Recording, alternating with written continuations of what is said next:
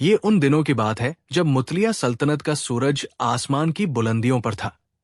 लेकिन शहंशाह हिंदोस्तां जलालुद्दीन मोहम्मद अकबर का मिजाज उस दिन सातवें आसमान पर नहीं, बल्कि गुस्से की गहरी खाइयों में था। उनके सिंहासन के आसपास का माहौल ऐसा था जैसे किसी ज्वालामुखी के फटने से ठीक पहले की शांति हो। उनकी भ्रिकुटी तनी हुई थी और उनकी आंखें अंगारों की तरह दहक रही थी। और उनके इस प्रचंड क्रोध का केंद्र थे उनके सबसे प्रिय, सबसे बुद्धिमान मंत्री राजा बीरबल। दरबार में मौजूद हर शख्स हैरान था। बीरबल, जो शहंशाह की परछाई माने जाते थे, जिनकी हाजिर जवाबी और सलाह के बिना शहंशाह का एक दिन नहीं गुजरता था, आज उन्हीं की वजह से शहंशाह का पारा चढ़ा हुआ था। आखिर ऐसी क्या तता हो गई थी बीरबल से? हुआ यूं था कि उस सुबह जब शहंशाह अकबर अपने शाही बाथ में टहलने के बाद दरबार में प्रवेश कर रहे थे, तो बीरबल किसी गहरी सोच में डूबे हुए उनके पीछे पीछे चल रहे थे। अचानक उनका पैर शहंशाह के लंबे शाही चोगे के कोने पर पड़ गया। शहंशाह का तदम लड़खड़ाया और वे गिरते गिरते बचे। ये एक छोटी सी अनजाने में हुई भूल थी। बीरबल ने तुरंत अपनी गलती के लिए हाथ जोड़कर माफी मांग ली। शहंशाह ने उस वक्त तो कुछ नहीं कहा, लेकिन दरबार में पहुंचते पहुंचते ये छोटी सी बात एक बड़ा मुद्दा बन चुकी थी। इस आग को हवा देने का काम किया बीरबल से जलने वाले दरबारियों ने, जिनका सरगना था मीर कासिम। मीर कासिम हमेशा बीरबल को नीचा दिखाने का मौका ढूंढता रहता था। उसने शहंशाह के कान भरने शुरू कर दिए। मीर कासिम ने बड़ी चापलूसी से अपनी आवाज में चिंता का भाव लाते हुए कहा, जहांपनाह, गुस्ताखी माफ हो, लेकिन आज जो हुआ वो सिर्फ एक भूल नहीं लगती। ये तो शहंशाह की शान में एक सीधी सीधी गुस्ताखी है। बीरबल का घमंड इतना बढ़ गया है कि अब उन्हें शहंशाह के पद की गरिमा का भी ख्याल नहीं रहा। एक और दरबारी ने हाँ में हाँ मिलाते हुए कहा, सही कहा मीर साहब, ये शहंशाह हिंदोस्तां का अपमान है। आज चोगे पर पैर रखा है, कल को तट पर नजर डालेंगे। इन जहरीले शब्दों ने अकबर के मन में सुलग रही चिंगारी को एक भयंकर आग में बदल दिया। उनका गुस्सा अब तर्क और विवेक की सारी सीमाएं लांघ चुका था। उन्होंने अपनी गरजती हुई आवाज में बीरबल को पुकारा। अकबर ने कहा, बीरबल, तुम्हारी ये हिम्मत कैसे हुई? तुमने सिर्फ हमारे चोगे पर पैर नहीं रखा, तुमने हमारी इज्जत और हमारे रुतबे पर पैर रखा है। इस गुस्ताखी के लिए तुम्हें ऐसी सजा मिलेगी जिसे आने वाली नस्लें भी याद रखेंगी। बीरबल शांत खड़े रहे। उन्होंने फिर से माफी मांगते हुए कहा, अन्नदाता, ये सिर्फ एक अनजाने में हुई भूल थी। मेरा इरादा आपको किसी भी तरह की ठेस पहुंचाने का नहीं था। लेकिन अकबर कुछ भी सुनने को तैयार नहीं थे। उन्होंने एक ऐसा फैसला सुनाया जिसे सुनकर पूरा दरबार सन्न रह गया। अकबर ने चिल्लाकर कहा, हम तुम्हें सजाए मौत तो नहीं देंगे बीरबल, हम तुम्हें उससे भी बदतर सजा देंगे। हम तुम्हें सार्वजनिक रूप से अपमानित करेंगे। हम हुक्म देते हैं कि आज से ठीक 7वें दिन शहर के मुख्य चौराहे पर तुम्हारे सिर पर पूरे 1000 जूते मारे जाएं, और ये सजा पूरा आगरा देखेगा। ये ऐलान एक बम की तरह फटा। 1000 जूते, वो भी बीरबल जैसे सम्मानित मंत्री के सिर पर। यह मौत से भी ज्यादा अपमानजनक सजा थी। मीर कासिम और उसके साथी मन ही मन लड्डू खा रहे थे। उन्हें लगा कि आज बीरबल का अध्याय हमेशा के लिए समाप्त हो गया। लेकिन बीरबल के चेहरे पर शिकन तक नहीं आई। उन्होंने बड़ी शांति से शहंशाह के इस अजीब व तरीब हुक्म को स्वीकार कर लिया। बीरबल ने सिर झुकाकर कहा, जहांपनाह, आपका हुक्म सर आंखों पर। मुझे आपकी सजा मंजूर है, लेकिन मेरी एक छोटी सी अर्ज है। अकबर ने गुस्से में कहा, क्या अर्ज है? बीरबल ने कहा, आलम पनाह, आप दुनिया के सबसे महान शहंशाह हैं। आपकी दी हुई सजा भी महान होनी चाहिए। मैं चाहता हूं कि यह सजा पूरी शानो शौकत के साथ दी जाए। इसके लिए मुझे 7 दिन की मोहलत दी जाए, ताकि मैं इस सजा के लिए उचित प्रबंध कर सकूं और एक ऐसा व्यक्ति ढूंढ सकूं जो शहंशाह के मंत्री को जूते मारने के काबिल हो। अकबर को बीरबल की ये बात थोड़ी अजीब लगी, लेकिन उन्हें लगा कि शायद बीरबल ने डर के मारे हार मान ली है और अब सिर्फ अपनी बेइज्जती को भी शाही अंदाज में करवाना चाहता है। उन्होंने बीरबल की ये अर्ज मंजूर कर ली। अगले 7 दिन आगरा में बड़ी गहमागहमी रही। मीर कासिम और उसके साथी दरबारी हर रोज बीरबल का मजाक उड़ाते। वे कहते, क्यों बीरबल, जूतों की गिनती पूरी हो गई? सुना है शहर के सारे मोची तुम्हारे लिए जूते बना रहे हैं। लेकिन बीरबल पर इन बातों का कोई असर नहीं होता। वो रोज दरबार आते, अपना काम करते और शाम को घर चले जाते। उनका शांत और सहज व्यवहार सबके लिए एक पहेली बना हुआ था।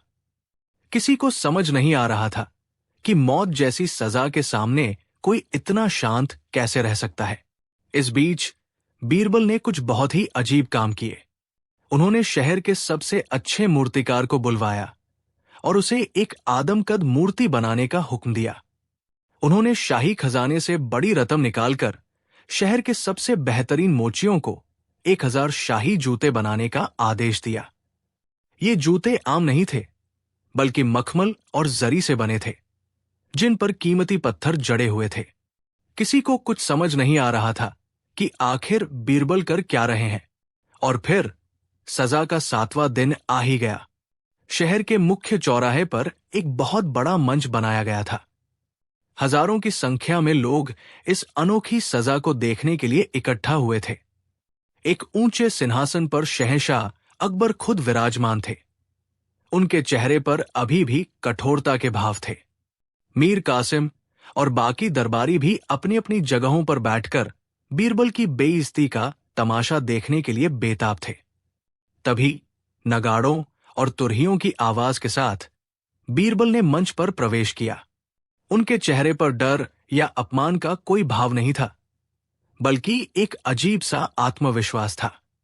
उनके पीछे पीछे उनके सेवक एक बड़े से कपड़े से ढके हुए सिंहासन को लेकर आए और उसे मंच के बीचों बीच रख दिया। अकबर ने कड़क आवाज में कहा, बीरबल, क्या सारी तैयारी हो गई? कहाँ है वो शख्स जो तुम्हें जूते मारेगा? बीरबल मुस्कुराए और कहा, सब तैयारी हो गई है जहां पनाह, और जो शख्स मुझे सजा देगा वो भी यही मौजूद है। ये कहकर बीरबल ने उस सिंहासन पर से कपड़ा हटा दिया। कपड़ा हटते ही वहां मौजूद हर एक व्यक्ति की आंखें आश्चर्य से फटी की फटी रह गई। सिंहासन पर कोई इंसान नहीं, बल्कि एक आदमकद सोने की बनी हुई मूर्ति रखी थी। और वो मूर्ति किसी और की नहीं, बल्कि स्वयं शहंशाह जलालुद्दीन मोहम्मद अकबर की थी। पूरे चौराहे पर एक गहरा सन्नाटा छा गया। खुद शहंशाह अकबर भी अपनी सोने की मूर्ति को देखकर हैरान रह गए।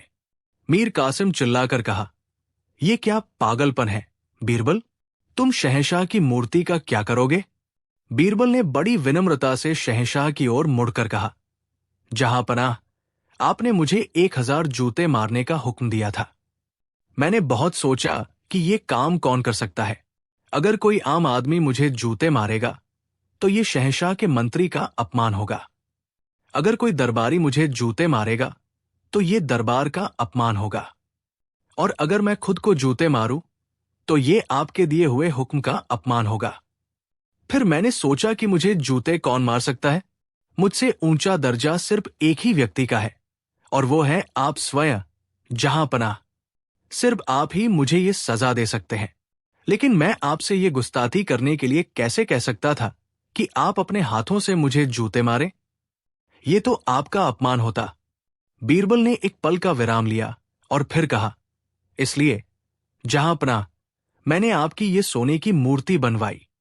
ये आप नहीं है, लेकिन ये आपका प्रतीक है। अब मैं इस मूर्ति के हाथों से अपने ऊपर जूते पड़वा सकता हूं। इस तरह आपका हुक्म भी पूरा हो जाएगा और आपकी शान में कोई गुस्ताखी भी नहीं होगी। बीरबल की यह बात सुनकर मीर कासिम और उसके साथी ठहाका लगाकर हंसने लगे। मीर कासिम ने कहा, वाह बीरबल, वाह, क्या तरकीब निकाली है। लेकिन यह बेजान मूर्ति तुम्हें जूते कैसे मारेगी? तुम तो साफ साफ सजा से बचने का नाटक कर रहे हो। बीरबल जरा भी विचलित नहीं हुए। उन्होंने मुस्कुराकर कहा, मीर कासिम साहब, आपने शायद मेरी बात ध्यान से नहीं सुनी। मैंने ये नहीं कहा कि ये मूर्ति मुझे जूते मारेगी। फिर वो शहंशाह की ओर मुड़े और कहा, आलम पनाह, आपका हुक्म था कि बीरबल को 1000 जूते मारे जाएं। आपके हुक्म में ये कहीं नहीं लिखा था कि जूते बीरबल के सिर पर मारे जाएं। आपके शब्द थे, बीरबल को जूते मारे जाएं। ये कहकर बीरबल ने अपने सेवकों को इशारा किया। वे सेवक 1000 जरी वाले कीमती जूतों से भरे संदूक लेकर आए। बीरबल ने उसमें से एक जूता उठाया और उसे शहंशाह की सोने की मूर्ति के पैरों में पहना दिया। और फिर बीरबल ने कुछ ऐसा किया जिसकी किसी ने कल्पना भी नहीं की थी। उन्होंने वो कीमती जूता उठाया और उसे मीर कासिम की मूर्ति के सिर पर दे मारा।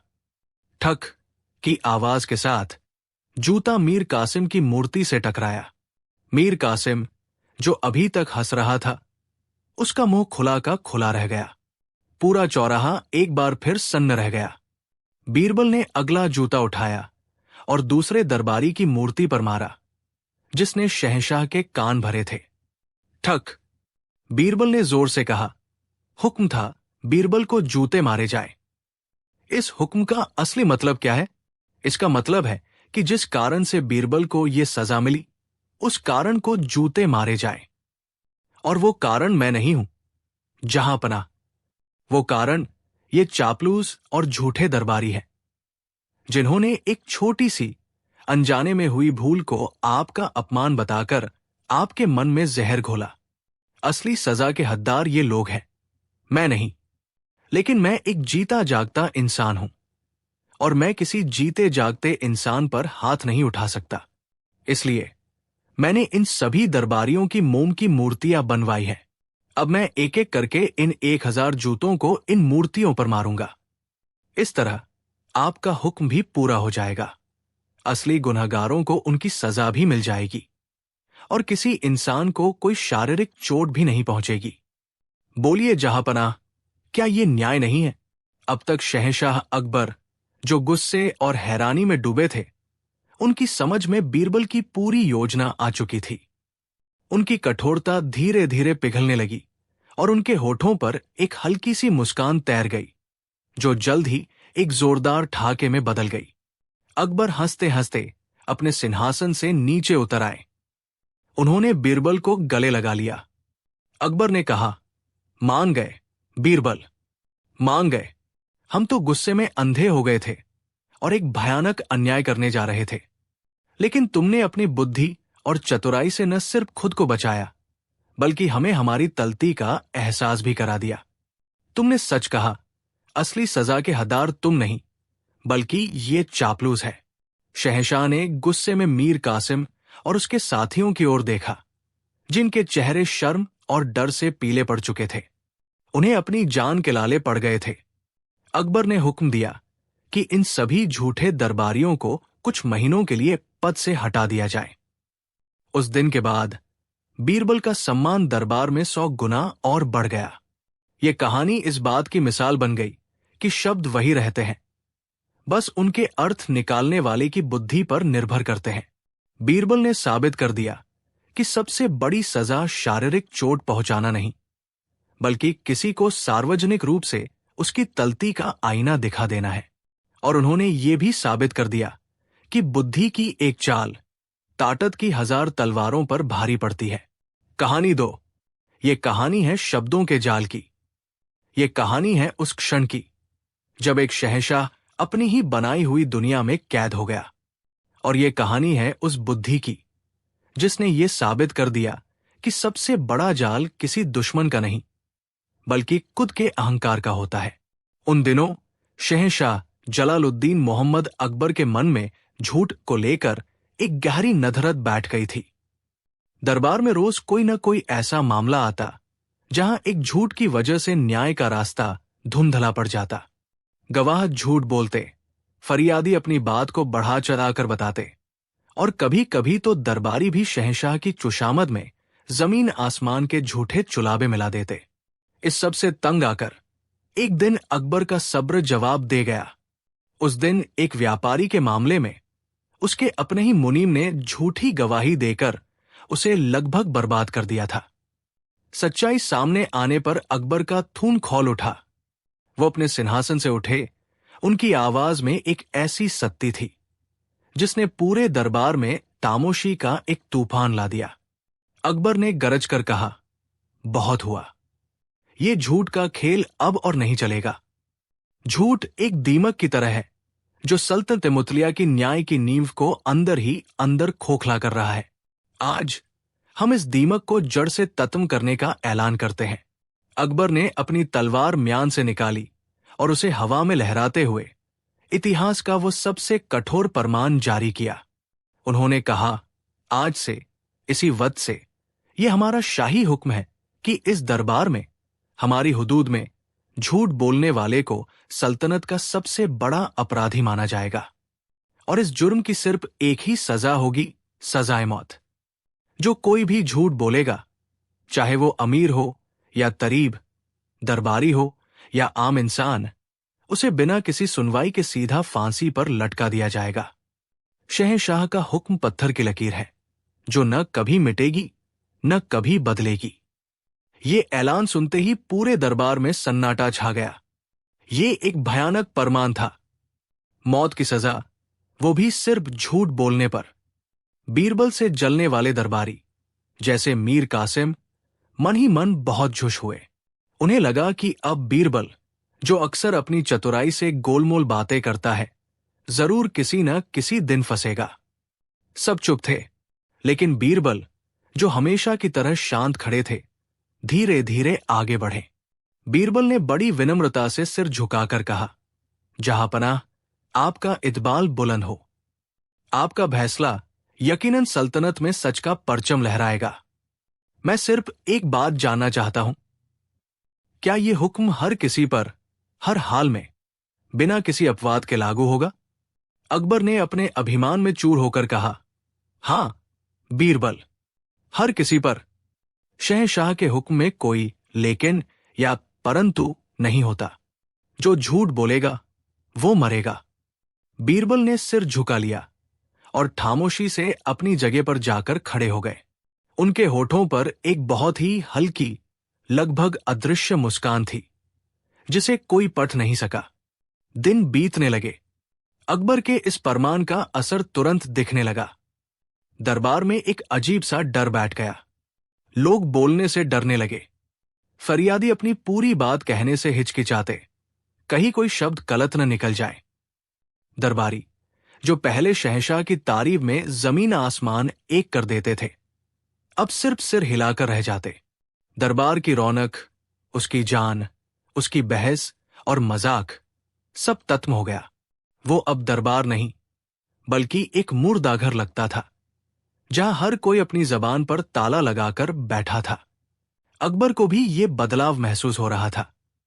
उन्हें अपना ही दरबार अब बोझिल लगने लगा, लेकिन वो अपने अहंकार के कारण अपनी गलती मानने को तैयार नहीं थे। एक हफ्ते बाद बीरबल अचानक दरबार से गायब हो गए। वो 2 दिनों तक नहीं आए। मीर कासिम को एक और मौका मिल गया। उसने शहंशाह के कान भरते हुए कहा, देखिए जहांपनाह, बीरबल आपके इस महान हुक्म से डर गया है। वो जानता है कि उसकी जबान कभी न कभी फिसलेगी और वह मारा जाएगा। इसलिए वो दरबार से भाग गया है। अकबर का मन भी बीरबल की इस अकारण अनुपस्थिति से खट्टा हो गया। उन्हें लगा कि शायद मीर कासिम सही कह रहा है। तीसरे दिन जब अकबर दरबार में बैठे थे तो बीरबल बदहवास हालत में दौड़ते हुए आए। उनके कपड़ों पर धूल लगी थी, सांसें उखड़ी हुई थी और चेहरे पर भयानक डर था, जैसे वो किसी बड़ी मुसीबत से बचकर आए हों। अकबर ने गुस्से में कहा, कहाँ थे तुम बीरबल? बिना बताए दरबार से तैरहाजिर रहने की ये क्या गुस्ताखी है? बीरबल ने हाफते हुए हाथ जोड़कर कहा, मापी, जहांपनाह, मापी, मैं एक बहुत बड़ी और भयानक जबर लेकर आया हूं। सल्तनत जतरे में है। ये सुनते ही अकबर और पूरा दरबार सन्न रह गया। बीरबल ने अपनी कहानी शुरू की। जहांपनाह, मैं पिछले 2 दिनों से भेष बदलकर सल्तनत की सरहदों का जायजा ले रहा था। और मैंने अपनी आंखों से जो देखा, उसे सुनकर आपके कदमों के नीचे से जमीन खिसक जाएगी। हमारे पड़ोसी राज्य देवगढ़ के राजा संग्राम सिंह अपनी सेना के साथ हमारी सीमा पर डेरा डाले हुए हैं। उनके साथ 10 और छोटे छोटे राजा मिल गए हैं। वे सब मिलकर आगरा पर एक बड़ी और अचानक चढ़ाई करने की तैयारी कर रहे हैं। अकबर का चेहरा गुस्से से लाल हो गया। उन्होंने अपनी तलवार की मूठ पर हाथ रखते हुए कहा, उस संग्राम सिंह की ये मजाल, हमारी पीठ में छुरा घोंपने की तैयारी। हम उसकी रियासत को मिट्टी में मिला देंगे। बीरबल ने बात को और गंभीर बनाते हुए कहा, नहीं जहांपनाह, इतनी जल्दी नहीं। मैंने अपनी जान जोखिम में डालकर उनके शिविर में घुसपैठ की। मैंने उनसे बात करने की कोशिश की। वे बहुत गुस्से में हैं। उनका कहना है कि आपने उनके कुछ व्यापारियों के साथ नाइंसाफी की है। वे युद्ध के लिए पूरी तरह तैयार हैं। अकबर ने चिल्लाकर कहा, तो हम भी तैयार हैं। हमारी फौजें क्या चूड़ियां पहनकर बैठी है? ऐलान कर दो अभी और इसी वक्त देवगढ़ पर चढ़ाई का। हम उन्हें बता देंगे कि मुतलिया सल्तनत से टकराने का अंजाम क्या होता है। पूरे दरबार में युद्ध के नगाड़े बजने लगे। सेनापति को तुरंत सेना तैयार करने का हुक्म दे दिया गया। माहौल में एक अजीब सा उन्माद और खून की गंध घुल गई। अकबर का चेहरा गर्व और क्रोध से दमक रहा था। उन्होंने अपने जीवन के सबसे बड़े युद्धों में से एक का ऐलान कर दिया था। अकबर ने अपनी विजय की कल्पना करते हुए पूरे दरबार को संबोधित किया। सुन लो ऐ दरबारियों, हमारे प्रिय और वफादार मंत्री बीरबल ने अपनी जान पर खेलकर हमें इस भयानक साजिश की सबर दी है। उनकी इस वफादारी के लिए हम उनके आभारी हैं। और अब हम शहंशाह हिंदोस्तां बीरबल की दी हुई इस सच्ची जबर की बुनियाद पर देवगढ़ के खिलाफ जंग का ऐलान करते हैं। हमारी फौजें कल सुबह ही कूच करेंगी। अकबर अपनी बात पूरी करके गर्व से सिंहासन पर बैठे ही थे कि तभी बीरबल, जो अब तक शांत खड़े थे, एक कदम आगे आए। उनके चेहरे से डर का नछाब उतर चुका था और अब वहां वही पुरानी, शांत और गहरी मुस्कान थी। बीरबल ने बड़ी विनम्रता से सिर झुकाया और एक ऐसा वाक्य कहा जिसने पूरे दरबार में जैसे परमाणु बम फोड़ दिया हो। बीरबल ने कहा, गुस्ताखी माफ हो जहांपनाह, पर मैंने आपसे जो कुछ भी कहा वो सब झूठ था। एक पल, सिर्फ एक पल के लिए समय जैसे रुक गया। फिर पूरे दरबार में एक भूचाल आ गया। हर कोई अविश्वसनीयता से बीरबल को घूर रहा था। मीर कासिम की आंखों में खुशी के आंसू आ गए। आज उसका सबसे बड़ा दुश्मन अपने ही जाल में फंसकर मारा जाएगा। लेकिन सबसे ज्यादा स्तब्ध थे शहंशाह अकबर। उनका चेहरा पहले सफेद पड़ा, फिर शर्म से लाल हुआ और फिर भयानक क्रोध से काला पड़ गया। उन्हें लगा जैसे किसी ने उन्हें भरे दरबार में 100 जूते मारे हों। उनकी अपनी ही इज्जत, उनका अपना ही फैसला, उनके अपने ही मंत्री ने मिट्टी में मिला दिया था। अकबर की कांपती हुई आवाज, जो अब एक दहाड़ बन चुकी थी, पूरे दरबार में गूंजी। झूठ! बीरबल, तुमने हमसे, अपने शहंशाह से इतना बड़ा झूठ बोला? तुमने हमारी सल्तनत के साथ इतना बड़ा मजाक किया? अकबर अपने सिंहासन से उतरे और एक तूफान की तरह बीरबल के सामने आकर खड़े हो गए। उन्होंने अपनी कांपती हुई उंगली बीरबल की ओर उठाई। सिपाहियों, ले जाओ इस गद्दार को। हमारे ही शाही हुक्म के मुताबिक दरबार में झूठ बोलने की सजा सिर्फ और सिर्फ मौत है। इसे हमारी आंखों के सामने से ले जाओ और कल सुबह इसे शहर के मुख्य चौराहे पर फांसी पर लटका दो। सिपाहियों ने बीरबल को पकड़ लिया। बीरबल ने जरा भी विरोध नहीं किया। उनके चेहरे पर अभी भी वही शांत मुस्कान थी। जब सिपाही उन्हें ले जाने लगे तो बीरबल ने रुककर कहा, मैं आपकी सजा को पूरे दिल से कबूल करता हूं जहांपनाह। एक गुलाम का फर्ज है अपने मालिक का हुक्म मानना, लेकिन फांसी के तख्ते पर चढ़ने से पहले मेरी एक आखिरी इच्छा है। मैं बस ये जानना चाहता हूं कि मुझे किस जुर्म के लिए यह सजा दी जा रही है। अकबर ने जहर में बुझी हुई आवाज में कहा, तुम्हें तुम्हारे उस भयानक झूठ के लिए सजा दी जा रही है जो तुमने इसी दरबार में हमसे बोला।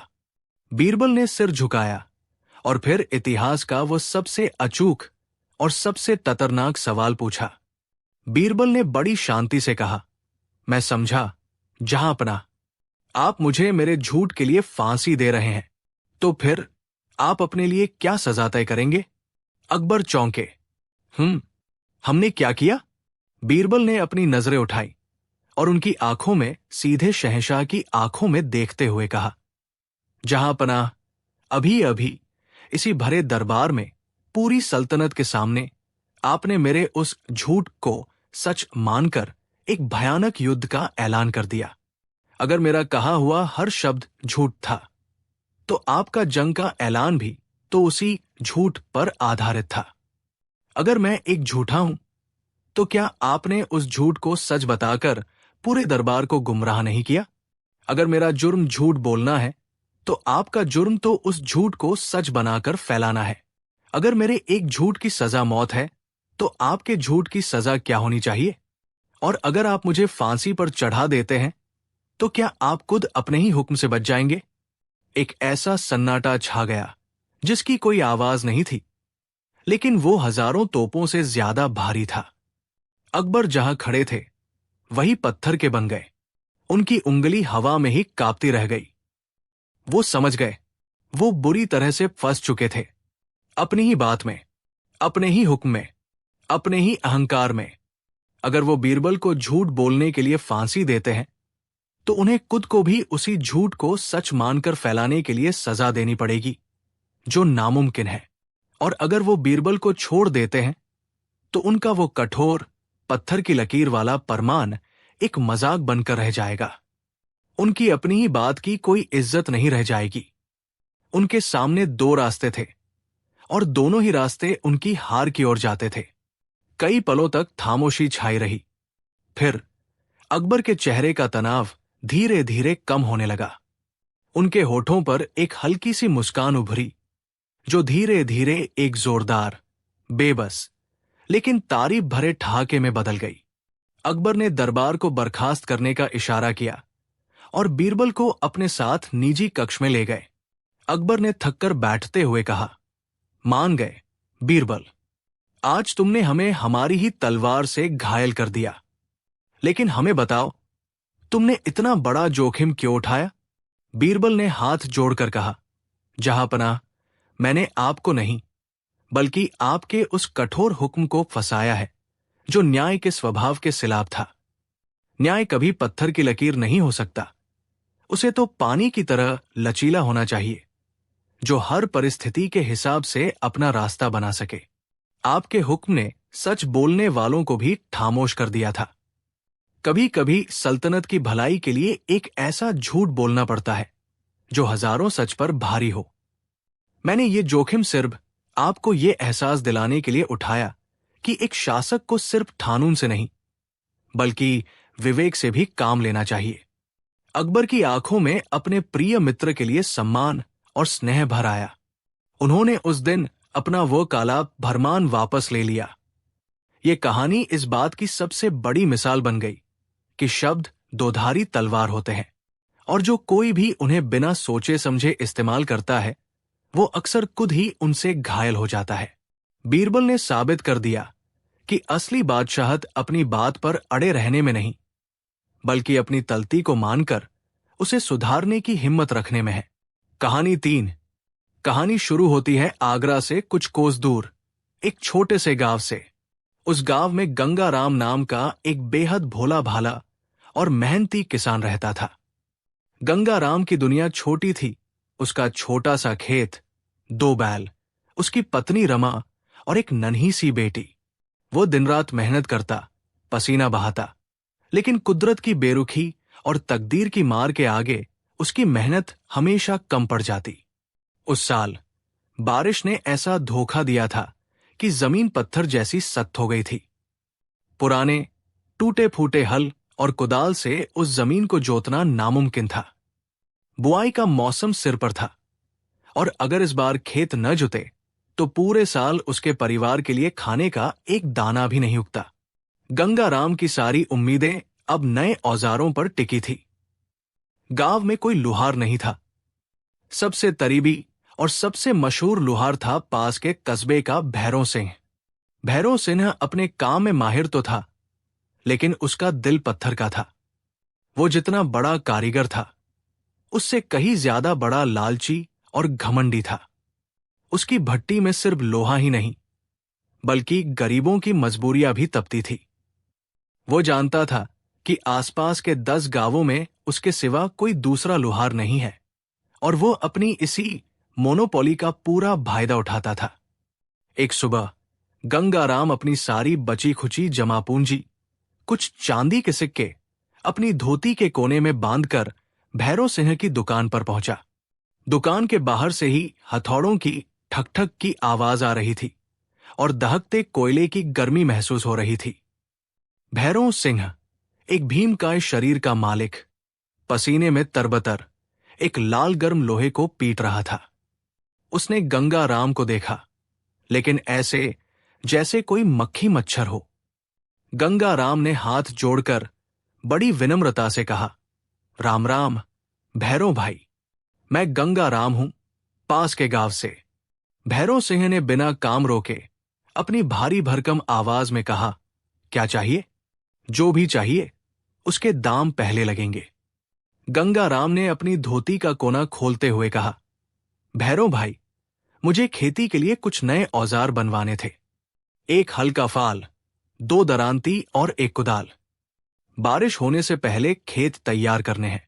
भैरव सिंह ने तिरछी नजर से उन चंद सिक्कों को देखा और जोर से हंसा। उसकी हंसी में अपमान और घमंड साफ झलक रहा था। उसने कहा, हाँ हाँ हाँ, इतने से सिक्कों में तो मेरे हथौड़े की एक चोट भी ना आए। चल भाग यहां से, जब पैसे हो तब आना। गंगाराम की आंखों में आंसू आ गए। वो भैरव सिंह के पैरों में गिर पड़ा। उसने गिड़गिड़ाते हुए कहा, नहीं भैरव भाई, ऐसा मत कहो। मेरे पास जो कुछ था, मैं सब ले आया। अगर इस बार खेत नहीं जुते तो मेरा परिवार भूखा मर जाएगा। मुझ पर रहम करो। मैं तुम्हारी जिंदगी भर गुलामी करूंगा। बस मेरे औजार बना दो। भैरव सिंह ने गंगाराम को रोते हुए देखा। उसके शैतानी दिमाग में एक क्रूर विचार कौंधा। उसने सोचा, ये किसान तो पूरी तरह से फंस चुका है। ये मेरी हर शर्त मान लेगा। क्यों न इसके साथ एक ऐसा खेल खेला जाए जिसमें मजा भी आए और इसकी बची खुची इज्जत और जमीन भी मेरी हो जाए। भैरव सिंह ने अपना हथौड़ा नीचे रखा और बड़ी चालाकी से मुस्कुराते हुए कहा, अच्छा, तू कहता है तो मैं तेरी मदद करूंगा। तू बड़ा मेहनती आदमी लगता है। चल, मैं तेरे औजार मुफ्त में बना दूंगा। मुझे तुझसे एक पैसा भी नहीं चाहिए। गंगाराम को अपने कानों पर यकीन नहीं हुआ। भैरव सिंह जैसा लालची आदमी और मुफ्त में काम। उसने हैरानी से कहा, सच में भैरव भाई, आपका बहुत बहुत एहसान होगा। भैरव सिंह ने अपनी जहरीली मुस्कान के साथ कहा, हाँ हाँ, बिल्कुल मुफ्त।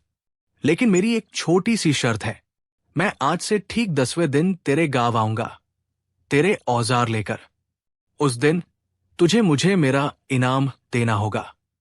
शर्त यह है कि तू मेरे स्वागत के लिए न तो पैदल आएगा और न ही किसी सवारी पर बैठकर, तू न तो घर के अंदर होगा और न ही घर के बाहर, और तू अपने साथ मेरे लिए एक ऐसा तोहफा लाएगा जो न तो गीला हो और न ही सूखा।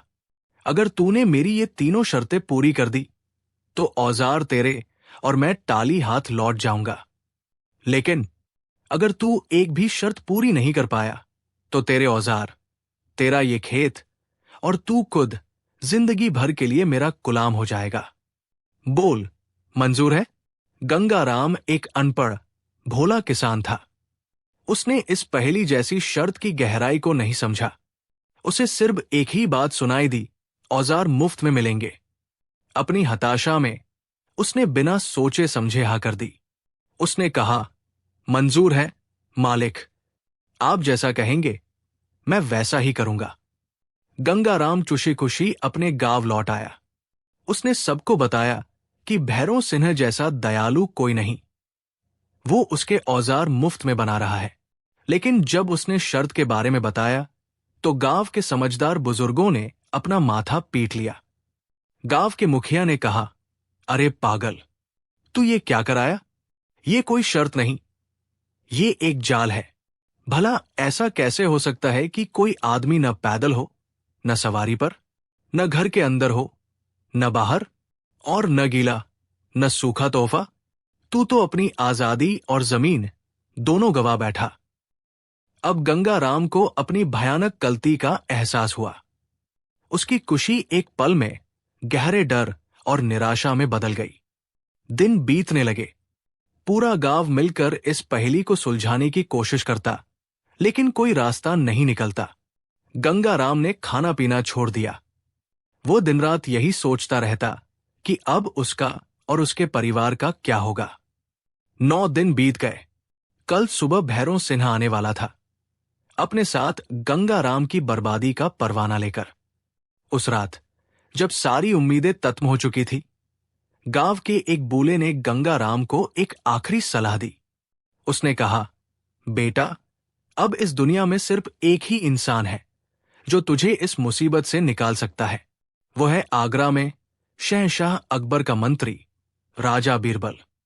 कहते हैं कि उनके पास दुनिया की हर समस्या का समाधान है। तू सुबह की पहली किरण के साथ आगरा के लिए निकल जा, शायद तेरी किस्मत पलट जाए। गंगाराम के अंदर उम्मीद की एक मरी हुई सी किरण फिर से जागी। वो रात भर सो नहीं पाया और सुबह होने से पहले ही अपनी सारी हिम्मत बटोरकर आगरा की ओर पैदल ही निकल पड़ा। कई घंटों के सफर के बाद जब वो आगरा पहुंचा तो उसकी हालत बहुत खराब थी, लेकिन उसने हार नहीं मानी। किसी तरह लोगों से पूछते पूछते वो राजा बीरबल की हवेली तक जा पहुंचा। वहां पहरेदारों ने उसे रोक लिया। एक मामूली किसान का भला बीरबल जैसे महान मंत्री से क्या काम? गंगाराम वही हवेली के बाहर जमीन पर बैठकर रोने लगा। वो जोर जोर से अपनी किस्मत को कोस रहा था। संयोग से उसी समय बीरबल अपनी बग्घी में बैठकर कहीं जाने के लिए हवेली से बाहर निकले। उन्होंने गंगाराम को रोते हुए देखा। बीरबल, जो हमेशा गरीबों और मजलूमों के प्रति दया का भाव रखते थे, उन्होंने अपनी बग्घी रुकवाई और गंगाराम को पास बुलवाया। बीरबल ने बड़ी नरमी से कहा, क्या बात है भाई, तुम इस तरह क्यों रो रहे हो? क्या कोई परेशानी है? गंगाराम ने बीरबल को पहचान लिया। वो उनके पैरों में गिर पड़ा और अपनी पूरी दुख भरी कहानी आंसुओं के साथ एक एक करके सुना दी। उसने भैरव सिंह की उस शैतानी शर्त के बारे में भी बताया। बीरबल ने पूरी कहानी बड़े ध्यान से सुनी। कहानी सुनते सुनते उनके होठों पर एक हल्की सी रहस्यमयी मुस्कान तैरने लगी। उन्होंने भैरव सिंह के इस कपटी जाल को एक पल में ही समझ लिया था। बीरबल ने गंगाराम को उठाते हुए कहा, बस इतनी सी बात? इसके लिए तुम इतना रो रहे हो? अरे, ये तो दुनिया की सबसे आसान शर्त है। जाओ, अपने गांव वापस जाओ और जश्न की तैयारी करो। कल तुम उस लालची लुहार को ऐसा सबक सिखाओगे जिसे वो जिंदगी भर नहीं भूलेगा। गंगाराम ने हैरानी से कहा, लेकिन कैसे हुजूर? मैं कुछ समझा नहीं। बीरबल मुस्कुराए और कहा, जैसा मैं कहता हूं ठीक वैसा ही करना। बीरबल ने गंगाराम के कान में झुककर अपनी पूरी योजना धीरे धीरे समझा दी। योजना सुनकर गंगाराम की आंखें आश्चर्य और कृतज्ञता से फैल गई। उसे यकीन नहीं हो रहा था कि जिस समस्या ने उसकी रातों की नींद उड़ा दी थी, उसका समाधान इतना सरल और मजेदार हो सकता है। उसने बीरबल को हजारों दुआएं दी और एक नए आत्मविश्वास के साथ अपने गांव की ओर लौट पड़ा। अगली सुबह पूरा गांव गंगाराम के घर के बाहर इकट्ठा था। हर चेहरे पर तनाव और उत्सुकता थी। तभी दूर से भैरव सिंह अपनी बैलगाड़ी पर आता हुआ दिखाई दिया। वो एक राजा की तरह अकड़कर बैठा था और बैलगाड़ी में नए चमकते हुए औजार पड़े थे। भैरव सिंह ने गांव के बीचों बीच अपनी गाड़ी रोकी और जोर से हंसते हुए कहा, कहाँ है मेरा चुलाम गंगाराम? मैं उसके लिए औजार ले आया हूं, और साथ में उसकी गुलामी के दस्तावेज भी। हा हा हा, बुलाओ उसे। तभी भीड़ को चीरते हुए गंगाराम सामने आया। लेकिन जिस रूप में वह आया, उसे देखकर भैरव सिन्हा का मुंह खुला का खुला रह गया और पूरे गांव वालों की हंसी छूट गई। गंगाराम ने अपने गांव से एक भेड़ का बच्चा मेमना पकड़ा था। वो न तो उस पर पूरी तरह से बैठा था और न ही खड़ा था, बल्कि वो उस मेमने पर सवार था, अपने पैर जमीन पर घसीटते हुए। तो वो न तो पैदल था और न ही किसी सवारी पर।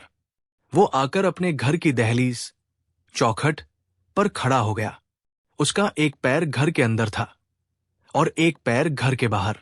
तो वो न तो घर के अंदर था और न ही घर के बाहर, और उसके हाथ में मछुआरों वाला एक बड़ा सा जाल था, जिसे उसने अभी अभी तालाब में डुबोकर निकाला था और अच्छी तरह से झटक दिया था। जाल से पानी की बूंदें टपक रही थी, लेकिन वो पूरी तरह भीगा हुआ नहीं था। तो वो तोहफा न तो गीला था और न ही सूखा। गंगाराम ने बड़ी अदा से भैरव सिन्हा को सलाम करते हुए कहा, आइए मालिक, आपका चुलाम आपके स्वागत के लिए हाजिर है। जैसा आपने हुक्म दिया था, मैं ठीक वैसा ही हूं। देख लीजिए। भैरव सिन्हा की आंखों के आगे अंधेरा छा गया। जिस पहेली को वो अपनी सबसे बड़ी चाल समझ रहा था, उसे इस अनपढ़ किसान ने बड़ी आसानी से सुलझा दिया था। उसका घमंड, उसकी अकड़ एक पल में चूर चूर हो गई। वो सार्वजनिक रूप से अपमानित हो चुका था। गांव वाले, जो कल तक उससे डरते थे, आज उस पर हंस रहे थे। भैरव सिंह ने बौखलाकर कहा, ये नहीं हो सकता। ये तेरी अक्ल नहीं है। बता, तुझे ये किसने सिखाया? तभी भीड़ के पीछे से एक शांत और रौबदार आवाज आई, ये इसे मैंने सिखाया है। सबने मुड़कर देखा। एक शानदार बग्घी पर राजा बीरबल बैठे मुस्कुरा रहे थे। बीरबल अपनी बग्घी से उतरे और सीधे भैरव सिन्हा के सामने आकर खड़े हो गए। बीरबल ने अपनी सधी हुई आवाज में कहा, भैरव सिंह, तुम अपनी कारीगरी का इस्तेमाल लोगों की मदद करने के लिए कर सकते थे, लेकिन तुमने अपनी बुद्धि का इस्तेमाल एक गरीब और मजबूर इंसान को फंसाने के लिए किया। याद रखो, जब बुद्धि का इस्तेमाल दूसरों को दुख देने के लिए किया जाता है, तो उसे बुद्धि नहीं, धूर्तता कहते हैं। और धूर्तता का जाल कितना भी मजबूत क्यों न हो, उसे विवेक का एक छोटा सा धागा भी काट सकता है। तुमने इस गरीब किसान के साथ जो समझौता किया, वो कानून की नजर में भी एक धोखा है। इसलिए सजा के तौर पर ये सारे औजार तुम्हें गंगाराम को मुफ्त में देने होंगे। और आज के बाद अगर तुमने किसी भी गरीब को परेशान करने की कोशिश की, तो तुम्हें शाही जेल की हवा खानी पड़ेगी। भैरव सिन्हा का सिर शर्म से झुक गया। उसने अपनी हार मान ली। उसने बिना कुछ कहे वे सारे औजार गंगाराम को दे दिए और वहां से चुपचाप अपनी बैलगाड़ी लेकर चला गया। गंगाराम को उसके औजार मिल गए। उसने अपने खेत जोते और उस साल इतनी अच्छी फसल हुई कि उसकी सारी गरीबी दूर हो गई। और भैरव सिंह, उसने ऐसा सबक सीखा जो वो जिंदगी भर नहीं भूला। उस दिन के बाद उसका घमंड टूट गया और उसने फिर कभी किसी गरीब को अपनी मनमानी से परेशान नहीं किया। ये कहानी हमें सिखाती है कि लालच और घमंड इंसान को अंधा बना देते हैं, लेकिन दुनिया में हमेशा कोई न कोई बीरबल मौजूद होता है जो अपनी बुद्धिमानी से हर अंधेरे को दूर कर देता है और ये साबित कर देता है कि अंत में जीत हमेशा सच्चाई और न्याय की ही होती है। कहानी 4। ये कहानी है आगरा के उस मशहूर घी वाले की, जिसका नाम था माधव। माधव की दुकान छोटी थी, लेकिन उसका नाम बहुत बड़ा था। पूरे आगरा में उससे ज्यादा शुद्ध और खुशबूदार घी कोई नहीं बनाता था। उसकी दुकान के सामने से गुजरने वाला हर शख्स एक पल रुककर उस घी की सौंधी सौंधी महक को अपनी सांसों में जरूर भरता था। माधव सिर्फ एक व्यापारी नहीं था, वो एक कलाकार था। उसके लिए घी बेचना सिर्फ एक व्यवसाय नहीं, बल्कि एक विरासत थी, एक पूजा थी जिसे वो पूरी ईमानदारी और लगन से करता था। लेकिन उस सुबह माधव की दुकान पर घी की वो मनमोहक खुशबू नहीं, बल्कि निराशा और उदासी की एक भारी चादर तनी हुई थी। माधव अपनी दुकान की दहलीज पर सिर पकड़कर बैठा था। उसकी आंखों से आंसू बह रहे थे। उसकी पत्नी पार्वती उसे सांत्वना देने की कोशिश कर रही थी, लेकिन उसके शब्द माधव के कानों तक पहुंच ही नहीं रहे थे। तभी बाजार में शोर मचा। शहर का सबसे अमीर और मक्कार सेठ धनपत राय अपने 4 लठैतों के साथ वहां अधमका। धनपत राय की तोंद उसकी दौलत की तरह ही बाहर निकली हुई थी और उसकी आंखों में गिद्ध जैसी चमक थी। धनपत राय ने अपनी भारी भरकम रौबदार आवाज में कहा, क्यों रे माधव, अभी तक दुकान टाली नहीं की? मैंने तुझे कल तक की मोहलत दी थी। अब ये दुकान, ये मकान सब मेरा है। चल निकल यहां से। माधव ने हाथ जोड़कर गिड़गिड़ाते हुए कहा, नहीं सेठ जी, ऐसा जुल्म मत कीजिए। ये दुकान मेरे बाप दादाओं की निशानी है। इसके सिवा मेरे पास और कुछ नहीं है। मुझ पर रहम कीजिए सेठ जी। धनपत राय जोर से हंसा। उसकी हंसी किसी जहरीले सांप की फुफकार जैसी थी। उसने कहा, रहम? अरे मैंने तो तुझ पर रहम ही किया था जब तेरे बच्चे की बीमारी के वक्त तुझे कर्ज दिया था। लेकिन तू तो बड़ा बेईमान निकला। तूने शर्त पूरी नहीं की। अब तो तुझे ये दुकान ठाली करनी ही पड़ेगी। ये देख। ये कहकर धनपत राय ने अपनी कमर से एक सरकारी दस्तावेज निकाला और उसे हवा में लहराया। ये समझौता पत्र है जिस पर तेरे दस्तखत है। इस पर शाही मुहर भी लगी है। अब तो तुझे शहंशाह अकबर भी नहीं बचा सकते। बाजार में तमाशा देखने वालों की भीड़ लग गई थी। हर कोई जानता था कि माधव एक ईमानदार आदमी है और धनपत राय एक मक्कार सूदखोर।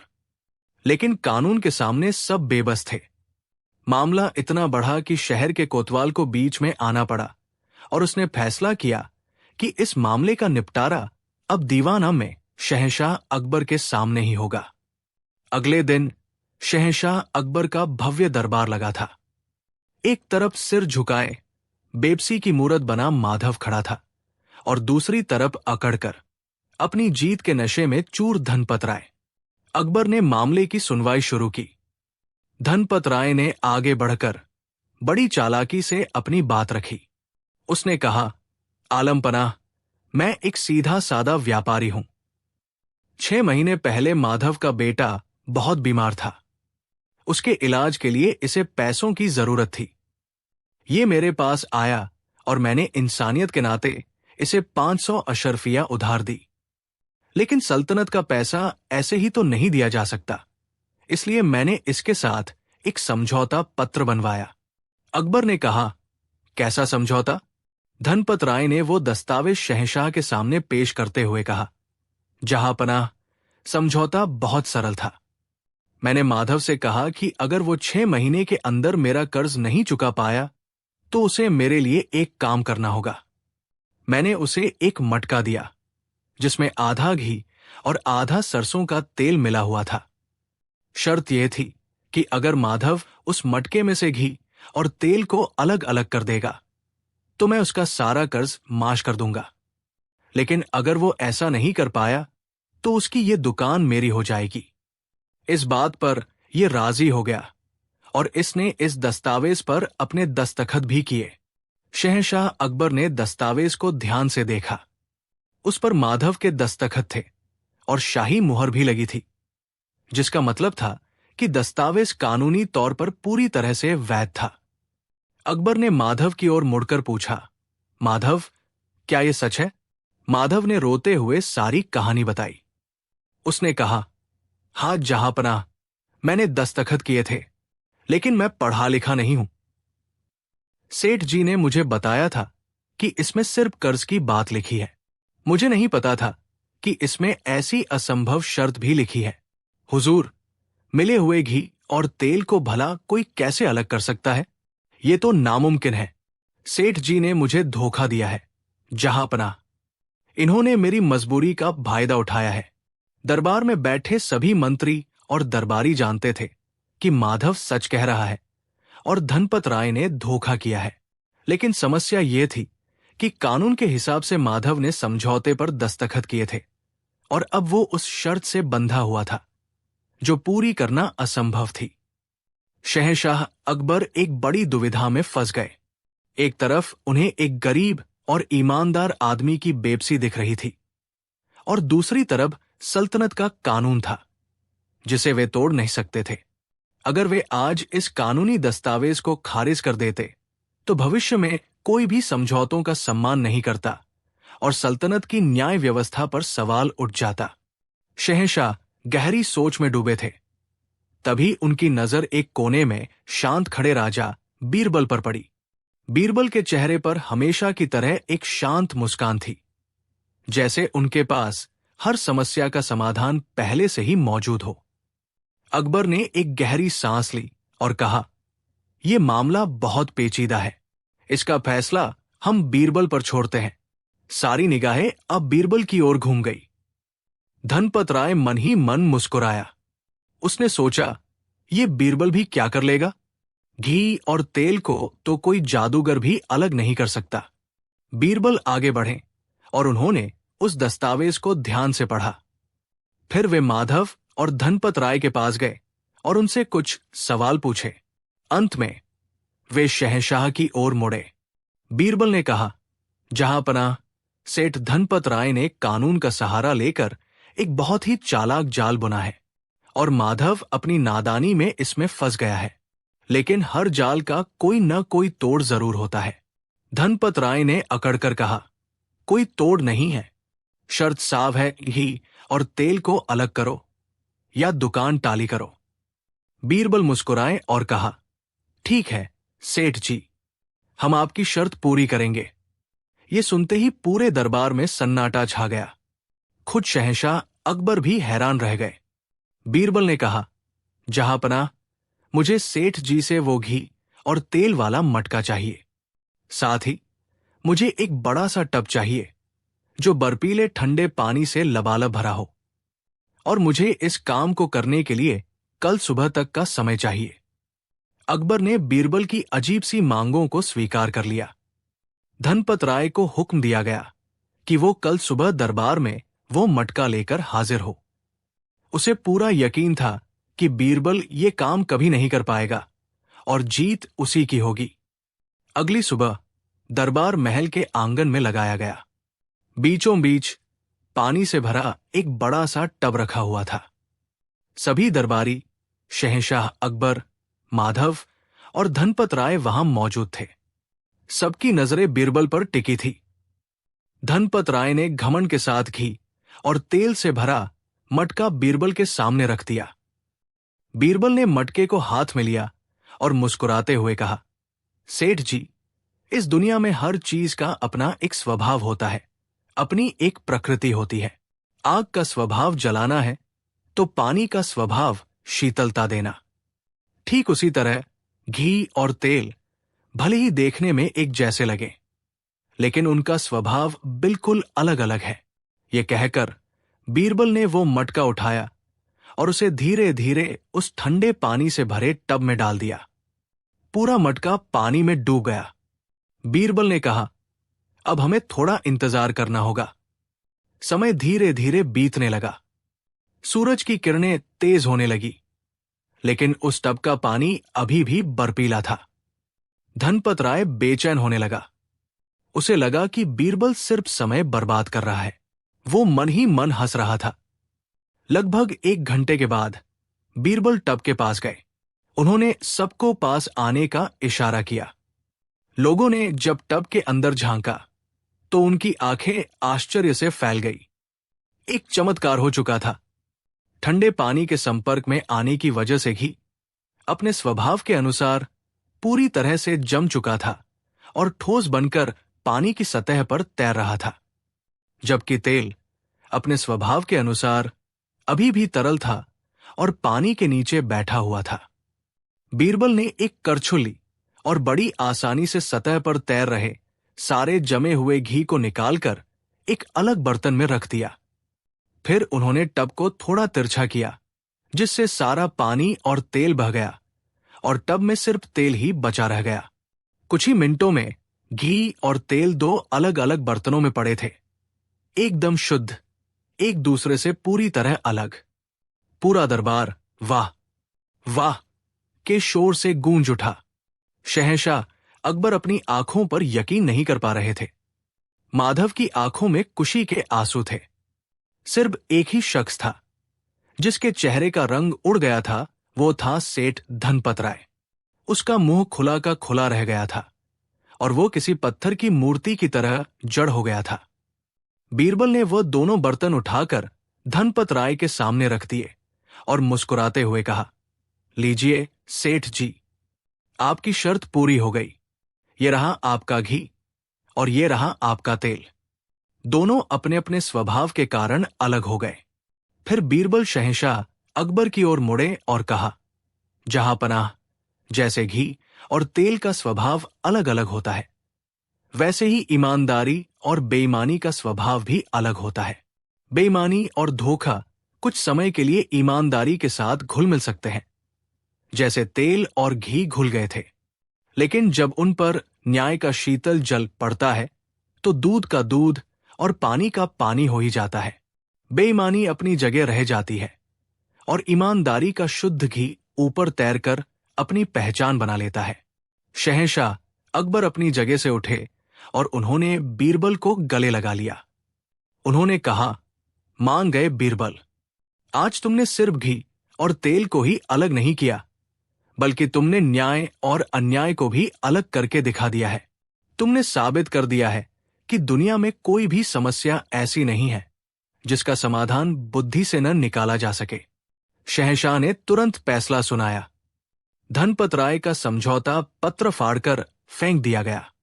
माधव को उसकी दुकान और मकान वापस मिल गए और धोखेबाजी करने के जुर्म में धनपत राय पर एक भारी जुर्माना लगाया गया और जुर्माने की वो सारी रकम माधव को उसके नुकसान की भरपाई के रूप में दे दी गई। उस दिन के बाद माधव का व्यवसाय और भी चमक उठा, क्योंकि अब उसकी दुकान सिर्फ शुद्ध घी के लिए नहीं, बल्कि बीरबल के अद्भुत न्याय की कहानी के लिए भी मशहूर हो गई थी। ये कहानी आज भी हमें सिखाती है कि कोई भी समस्या असंभव नहीं होती और सच्चाई और ईमानदारी का रास्ता भले ही मुश्किल हो, लेकिन अंत में जीत हमेशा उन्हीं की होती है। कहानी 5। ये उन दिनों की बात है जब शहंशाह अकबर का दरबार अपनी पूरी शानो शौकत के साथ लगा हुआ था। फारस के राजदूत और दूर दराज के राजाओं के संदेशवाहक सभी शहंशाहेन दोस्ता की न्यायप्रियता के कायल थे। लेकिन उस दिन दरबार का माहौल कुछ अलग था। शहंशाह अकबर अपने सिंहासन पर विराजमान थे, मगर उनके चेहरे पर एक गहरी सोच और एक अजीब सी बेचैनी थी, जैसे उनके मन में कोई तूफान चल रहा हो। उनके सामने 2 लोग खड़े थे। एक तरफ शहर का जाना माना अमीर व्यापारी सेठ हीरालाल और दूसरी तरफ एक बेहद गरीब फटेहाल लकड़हारा जिसका नाम रामू था। मामला बड़ा सीधा सा था। सेठ हीरालाल ने रामू पर अपनी दुकान से अनाज की एक बोरी चुराने का इल्जाम लगाया था। सेठ हीरालाल अपनी भारी भरकम आवाज में, जिसमें दौलत का नशा साफ झलक रहा था, कहा, जहां पनाह, ये आदमी चोर है। मैंने इसे खुद अपनी आंखों से अपनी दुकान के पीछे से अनाज की बोरी उठाकर भागते हुए देखा है। मेरे चौकीदारों ने इसे पकड़ा है। इसे सख्त से सख्त सजा दी जाए ताकि सल्तनत में कोई गरीब किसी अमीर की संपत्ति पर नजर डालने की हिम्मत न कर सके। सभी की नजरें कांपते हुए रामू पर टिक गई। उसके कपड़े फटे हुए थे और चेहरा भूख और डर से पीला पड़ चुका था। उसने हाथ जोड़कर अपनी भर्राई हुई आवाज में कहा, अन्नदाता, मैं चोर नहीं हूं। मैं तो सेठ जी की दुकान के पास से गुजर रहा था। इनके चौकीदारों ने मुझे तलती से पकड़ लिया। हुजूर, मेरे छोटे छोटे बच्चे घर पर भूखे हैं, लेकिन मैं किसी की चोरी करके उनका पेट भरने का गुनाह कभी नहीं कर सकता। मैं बेकसूर हूं। दरबार में कानाफूसी शुरू हो गई। ज्यादातर दरबारियों को सेठ हीरालाल की बात पर ही यकीन था। भला इतना बड़ा सेठ एक बोरी अनाज के लिए झूठ क्यों बोलेगा? मामला साफ लग रहा था। लेकिन शहंशाह अकबर चुप थे। वे कुछ और ही सोच रहे थे। वे सोच रहे थे कि न्याय सिर्फ सजा देना या किसी को छोड़ देना नहीं है। न्याय एक विश्वास है, एक भरोसा है जो सल्तनत की नींव होता है। उन्होंने अपनी नजरें उठाकर अपने सबसे बुद्धिमान मंत्री बीरबल की ओर देखा, जो शांत खड़े पूरी घटना को देख रहे थे। अचानक शहंशाह अकबर अपनी जगह से खड़े हुए। उनकी आवाज में एक ऐसी गंभीरता थी कि पूरा दरबार सन्न रह गया। उन्होंने कहा, यह मामला यही रुकता है। सब हैरान थे। अकबर ने अपने खजांची को इशारा किया। खजांची तुरंत अंदर गया और बाहर आया। उसके एक हाथ में मखमल की एक थैली थी, जिसमें सोने की खनक साफ सुनाई दे रही थी। दूसरे हाथ में वो दरबार का सबसे पवित्र चिन्ह इंसाफ का तराजू लेकर आया। ये तराजू सोने का बना था और सल्तनत में न्याय का प्रतीक माना जाता था। अकबर ने दोनों चीजें बीरबल के सामने एक मेज पर रखवा दी। एक तरफ सोने की अशर्फियों से भरी थैली और दूसरी तरफ न्याय का वो थाली तराजू। अकबर ने सीधे बीरबल की आंखों में देखते हुए कहा, बीरबल, हम आज तुमसे एक सवाल करना चाहते हैं। ये मामला बड़ा छोटा है। एक बोरी अनाज की कीमत ही क्या है? हम इस झंझट में पड़कर अपना और दरबार का कीमती वक्त बर्बाद नहीं करना चाहते। उन्होंने सोने की थैली की ओर इशारा करते हुए कहा, ये देखो, इसमें पूरी 100 सोने की अशर्फियां है। ये तुम्हारी है बीरबल। तुम इन्हें उठा लो और इस बेकार के मामले को यही रफादफा कर दो। हम इस लकड़हारे को आजाद कर देंगे और सेठ को भी शांत कर देंगे। फिर उन्होंने न्याय के तराजू की ओर इशारा किया और कहा, और ये है इंसाफ का तराजू। ये थाली है बीरबल, इसमें कुछ नहीं है। अगर तुम इसे चुनते हो तो तुम्हें इस छोटी सी चोरी की तह तक जाना होगा, गवाहों से बात करनी होगी, सबूत खोजने होंगे और अपना कीमती समय इस गरीब और अमीर के झगड़े में लगाना होगा। तो बताओ बीरबल, तुम क्या चुनोगे? ये 100 अशर्फियों का खजाना या ये थाली तराजू? दरबार में जैसे बिजली दौड़ गई। ये एक अभूतपूर्व क्षण था। शहंशाह अकबर ने अपने सबसे काबिल मंत्री को दौलत और कर्तव्य के बीच सीधे चुनाव करने के लिए खड़ा कर दिया था। मिर्जा जफर जैसे बीरबल से जलने वाले दरबारी मन ही मन मुस्कुरा रहे थे। उन्होंने सोचा, अब बीरबल फंसेगा। कोई मूर्ख ही होगा जो 100 अशर्फियों को छोड़कर एक छाली तराजू उठाएगा। अगर बीरबल ने सोना चुना तो आज से उसकी ईमानदारी की सारी कहानियां खत्म हो जाएंगी, और अगर उसने तराजू चुना तो वो शहंशाह की नजर में एक अव्यावहारिक और मूर्ख इंसान साबित होगा, जो दौलत की कद्र नहीं करता। सबकी सांसें रुकी हुई थी। बीरबल के एक फैसले पर आज उनका पूरा भविष्य टिका था। बीरबल शांत रहे। उन्होंने एक नजर सोने की खनकती हुई थैली पर डाली, जहां उनकी पीढ़ियों को तार सकने वाली दौलत पड़ी थी। फिर उन्होंने अपनी नजर उस सुनहरे थाली तराजू पर डाली, जो खामोशी से न्याय की प्रतीक्षा कर रहा था। उनके चेहरे पर कोई भाव नहीं था, लेकिन उनकी आंखों में एक गहरी कशमकश चल रही थी। दरबार का हर शख्स यही सोच रहा था कि बीरबल यकीनन सोना ही उठाएंगे। ये स्वाभाविक था, तार्किक था। लेकिन तभी बीरबल धीरे धीरे आगे बढ़े। वो सोने की थैली के पास से गुजर गए, जैसे वो वहां हो ही नहीं। वो सीधे न्याय के तराजू के पास पहुंचे। उन्होंने झुककर उस तराजू को प्रणाम किया और फिर बड़े ही आदर और सम्मान के साथ उसे अपने दोनों हाथों में उठा लिया। पूरा दरबार स्तब्ध रह गया। मिर्जा जफर का मुंह खुला का खुला रह गया। शहंशाह अकबर के चेहरे पर आश्चर्य और हल्की सी निराशा का भाव आया। उन्होंने कहा, बीरबल, क्या तुम मूर्ख हो गए हो? तुमने चमकते हुए सोने को छोड़कर धातु के एक थाली टुकड़े को चुना। क्या तुम्हें अपनी और अपने परिवार की कोई चिंता नहीं? बीरबल ने तराजू को अपने सीने से लगाते हुए बड़ी विनम्रता लेकिन दृढ़ता के साथ कहा, जहांपनाह, आपने मुझे चुनने का अवसर दिया, इसके लिए मैं आपका आभारी हूं। और मैंने आपकी नजर में शायद एक थाली तराजू चुना है, लेकिन मेरी नजर में यह पूरी सल्तनत का सबसे कीमती खजाना है। आपने मुझे जो चुनने को कहा वो सोने और न्याय के बीच का चुनाव नहीं था, बल्कि लालच और कर्तव्य के बीच का चुनाव था। और एक सेवक का सबसे बड़ा धर्म उसका कर्तव्य होता है। जहांपनाह। अकबर ने प्रभावित होने का कोई संकेत नहीं दिया और कठोरता से कहा, सिर्फ बातों से कुछ साबित नहीं होता बीरबल। तुमने इस थाली तराजू को चुना है, अब इसी से हमें न्याय करके दिखाओ और साबित करो कि तुम्हारा फैसला सोने से ज्यादा कीमती था।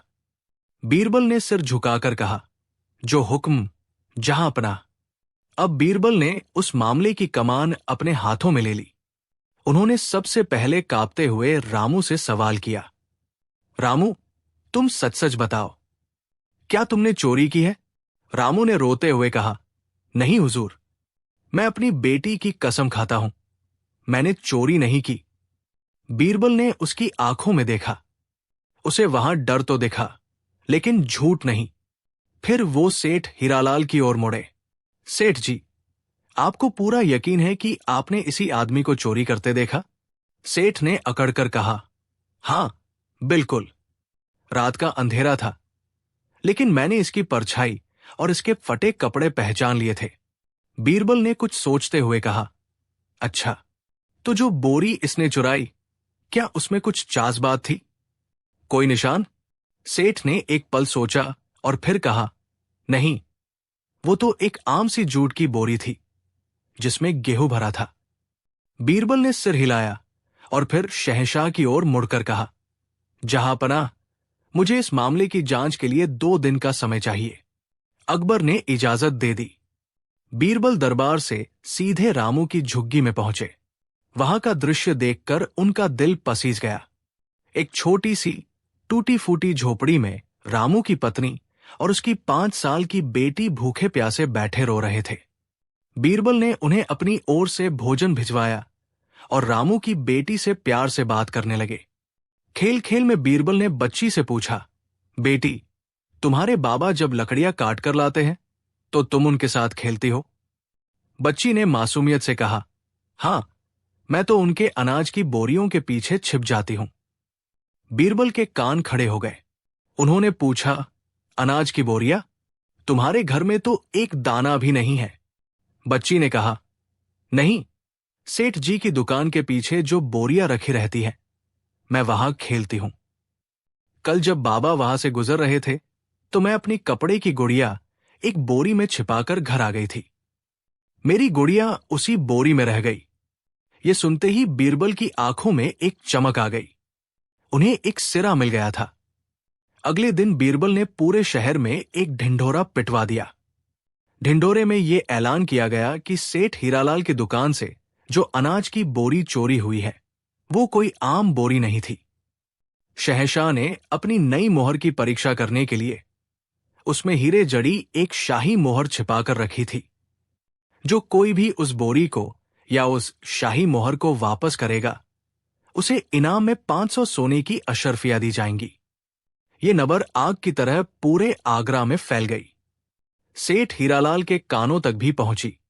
100 अशर्फियों को 500 में बदलने का लालच उसके मन में घर कर गया। उसने सोचा, ये लकड़हारा तो पकड़ा ही गया है, बोरी का क्या है?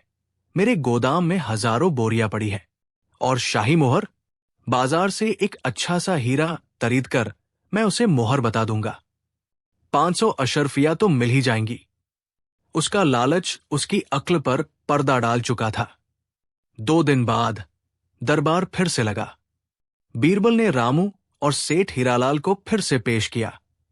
अकबर ने पूछा, क्या हुआ बीरबल? क्या तुम्हारा ठाली तराजू कुछ तौल पाया? बीरबल मुस्कुराए और कहा, हाँ जहांपनाह, इस तराजू ने सच और झूठ दोनों को तौल लिया है। तभी सेठ हीरालाल आगे आया और हाथ जोड़कर कहा, जहांपनाह की जय हो। आपके इस्बाल से वो शाही मोहर मिल गई है। कल रात कोई अनजान आदमी उसे मेरे घर के बाहर फेंक गया था। शायद वो इनाम के लालच में डर गया होगा। ये कहकर उसने मखमल के कपड़े में लिपटा एक बड़ा सा चमकता हुआ पत्थर अकबर के सामने रख दिया। दरबार में वाहवाही होने लगी। सब सेठ की ईमानदारी की तारीफ करने लगे। बीरबल ने पत्थर को हाथ में लिया और सेठ से पूछा, सेठ जी, क्या आपको यकीन है कि बोरी में सिर्फ यही शाही मोहर थी? उसके अलावा और कुछ तो नहीं था? सेठ ने पूरे आत्मविश्वास से कहा, जी हां, बिल्कुल, मैं यकीन से कह सकता हूं, सिर्फ यही था। बीरबल अब रामू की ओर मुड़े और उससे पूछा, रामू, अब तुम बताओ, उस बोरी में क्या था? रामू ने डरते डरते अपनी बेटी की बात बताई और कहा, हुजूर, मेरी बेटी कह रही थी कि उस बोरी में उसने अपनी कपड़े की गुड़िया छिपाई थी। ये सुनते ही सेठ हीरालाल हंसने लगा और कहा, जहांपनाह, ये आदमी झूठ बोल रहा है। शाही मोहर के साथ भला कपड़े की गुड़िया का क्या काम? बीरबल ने जोर से कहा, काम है सेठ हीरालाल, क्योंकि असली कहानी गुड़िया की है, मोहर की नहीं। बीरबल ने अपने सिपाहियों को इशारा किया। सिपाही दौड़कर बाहर गए और अनाज की एक बोरी लेकर आए। बीरबल ने उस बोरी को सबके सामने उल्टा कर दिया। उसमें से गेहूं के साथ साथ कपड़े की बनी एक छोटी सी मैली सी गुड़िया बाहर गिरी। बीरबल ने सेठ हीरालाल को संबोधित करते हुए कहा, सेठ हीरालाल, शाही मोहर का ऐलान तो तुम्हें फंसाने के लिए एक जाल था। असली कहानी यह है कि रामू बेकसूर है। उसने कोई चोरी नहीं की। वो तो बस तुम्हारी दुकान के पास से गुजर रहा था, जहां उसकी बेटी खेल रही थी, और उसने अपनी गुड़िया इस बोरी में छिपा दी थी। तुमने किसी पुरानी दुश्मनी की वजह से उसे चोर साबित करने का ये षड्यंत्र रचा।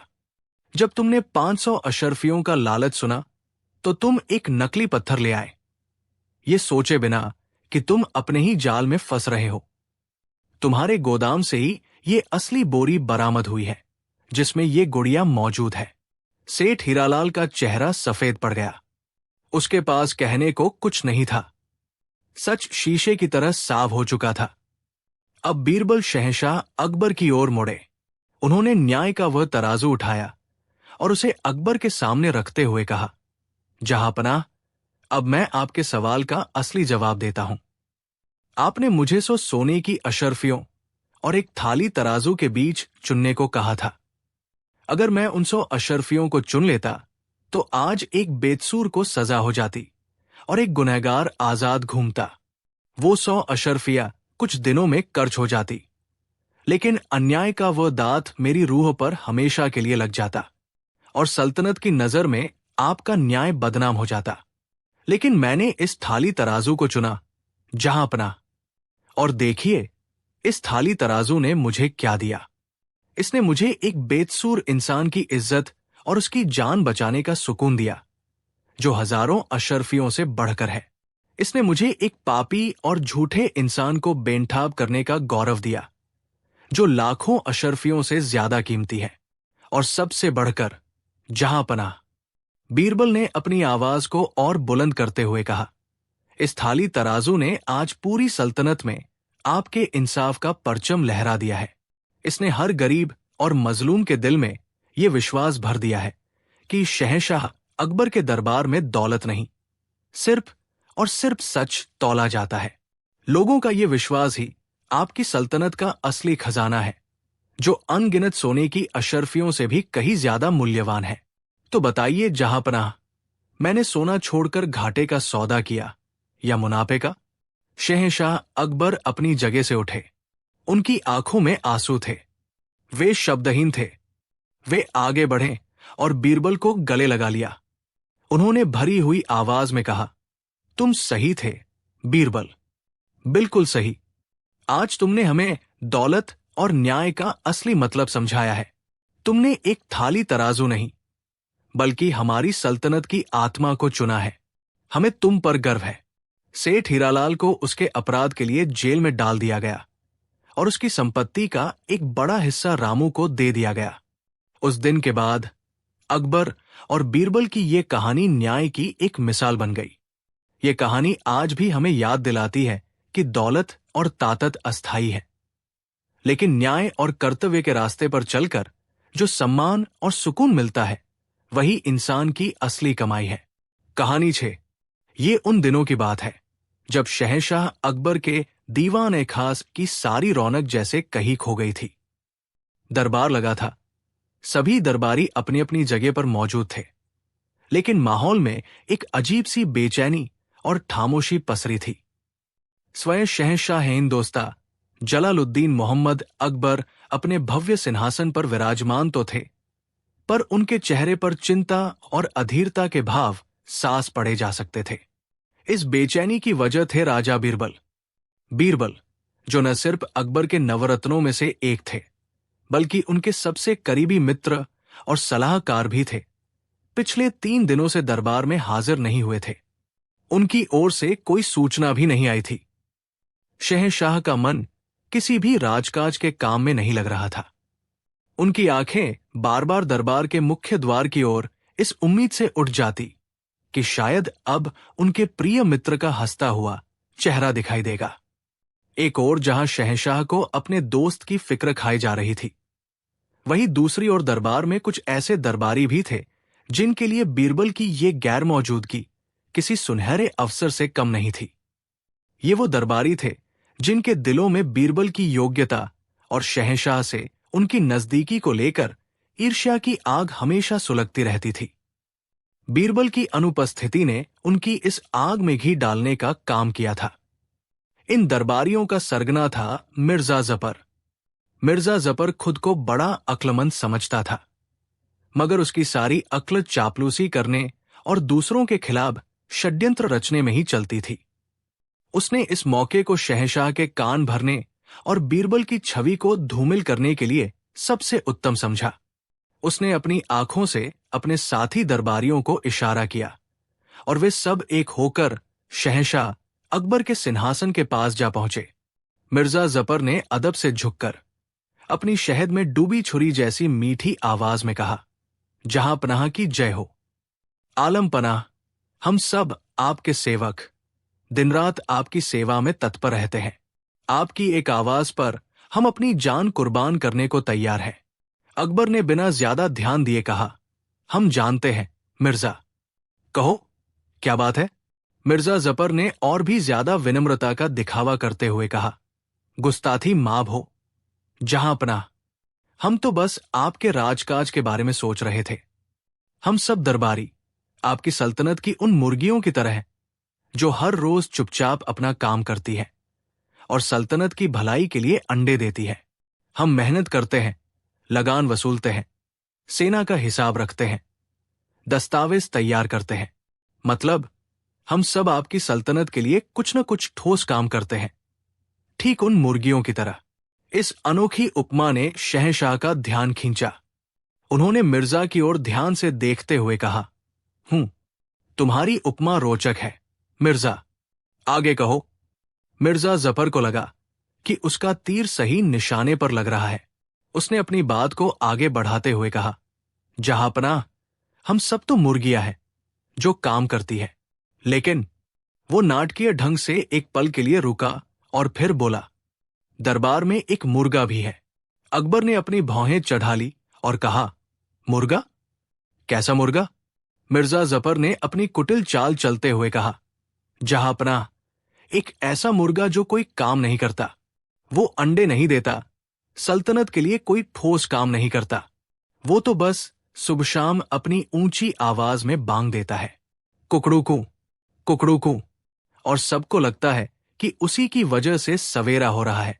वो बस अपनी बातों के जाल बुनता है, हाजिर जवाबी दिखाता है और सारा श्रेय ले जाता है, जबकि असली काम तो हम जैसी बेचारी मुर्गियां करती है। अब तक शहंशाह अकबर पूरी तरह समझ चुके थे कि मिर्जा का इशारा किसकी ओर है। उनके चेहरे पर क्रोध की एक लहर दौड़ गई, लेकिन उन्होंने उसे जाहिर नहीं होने दिया। तभी मिर्जा के साथी दरबारी भी उसकी हाँ में हाँ मिलाने लगे। एक दरबारी ने कहा, मिर्जा साहब बिल्कुल दुरुस्त फरमा रहे हैं, जहां पनाह, हम दिन रात फाइलों में सिर खपाते हैं और कुछ लोग सिर्फ बातें बनाकर आपके प्रिय बन जाते हैं। दूसरे दरबारी ने चटखारा लेते हुए कहा, सही कहा, सल्तनत बातों से नहीं काम से चलती है और काम तो हम करते हैं। ये एक बहुत ही चालाकी से बुना गया जाल था। इन दरबारियों ने अपनी मेहनत को मुर्गी के अंडे बताकर खुद को उपयोगी साबित कर दिया था और बीरबल के ज्ञान, उनकी सलाह और उनकी बुद्धिमानी को मुर्गे की बेकार बांग कहकर व्यर्थ बताने की कोशिश की थी। शहंशाह अकबर का मन, जो पहले से ही बीरबल के लिए परेशान था, इन बातों को सुनकर और भी ज्यादा विचलित हो गया। उनके मन में संदेह का एक बीज बो दिया गया। उन्हें लगने लगा, क्या सच में बीरबल सिर्फ बातें बनाता है? क्या उसकी चतुराई सिर्फ एक दिखावा है? 2 दिन और गुजर गए। अब बीरबल को गए हुए पूरे 5 दिन हो चुके थे। दरबारियों को पूरा यकीन हो गया था कि उनकी चाल कामयाब हो गई है। शहंशाह अब बीरबल से यकीनन नाराज हो चुके हैं और उसके वापस आने पर उसे जरूर सजा मिलेगी। वे सब मन ही मन अपनी जीत का जश्न मना रहे थे। और फिर छठे दिन दरबार का मुख्य द्वार पूरे शोर के साथ खुला। एक शांत और आत्मविश्वास से भरी ने दरबार में प्रवेश किया। वो बीरबल थे। उनके चेहरे पर हमेशा की तरह एक सौम्य मुस्कान थी, लेकिन उनकी पारखी नजरों ने एक पल में ही दरबार के बदले हुए मिजाज को भांप लिया था। बीरबल के आते ही दरबार में एक अजीब सी खामोशी छा गई। जो दरबारी अभी तक कानाफूसी कर रहे थे, वे सब ऐसे चुप हो गए जैसे उन्होंने सांप सूंघ लिया हो। मिर्जा जफर और उसके साथियों ने अपनी नजरें तो झुका ली, लेकिन उनके चेहरों पर एक विजयी मुस्कान थी, मानो वे किसी बड़े तमाशे के शुरू होने का इंतजार कर रहे हों। बीरबल ने अदब से झुककर कहा, जहां पनाह की जय हो। मुझे आने में विलंब हुआ, इसके लिए क्षमा चाहता हूं। गांव में मेरी माताजी का स्वास्थ्य कुछ ठीक नहीं था। अकबर का चेहरा अभी भी कठोर था। उन्होंने बीरबल की क्षमा याचना पर कोई प्रतिक्रिया नहीं दी। उनकी आवाज में एक अनजानी ठंडक थी। जब उन्होंने कहा, बीरबल, हमें तुम्हारी माताजी की चिंता है, लेकिन सल्तनत के प्रति भी तुम्हारी कुछ जिम्मेदारियां हैं। खैर, तुम आ गए, अच्छा किया। हम तुमसे एक जरूरी सवाल पूछना चाहते थे। बीरबल ने सिर झुकाकर कहा, हुक्म कीजिए जहांपनाह। आपका हर हुक्म सर आंखों पर। अकबर अपने सिंहासन पर तन कर बैठ गए। उन्होंने अपनी तीखी नजर पहले बीरबल पर डाली और फिर दरबारियों की ओर देखा। उनकी आवाज पूरे दीवाने खास में गूंज उठी। उन्होंने कहा, बीरबल, हमें एक बात बताओ। इस दरबार में मौजूद हम सभी लोग जो सल्तन तेमुतलिया की सेवा करते हैं, अगर हम सब मुर्गे और मुर्गियों की बिरादरी के हों, तो तुम खुद को क्या मानते हो? एक मुर्गी या एक मुर्गा? यह सवाल एक तीर की तरह आया और पूरे दरबार में गहरा सन्नाटा छा गया। मिर्जा जफर और उसके साथी अपनी हंसी को बड़ी मुश्किल से दबा रहे थे। उनके चेहरे खिल उठे थे।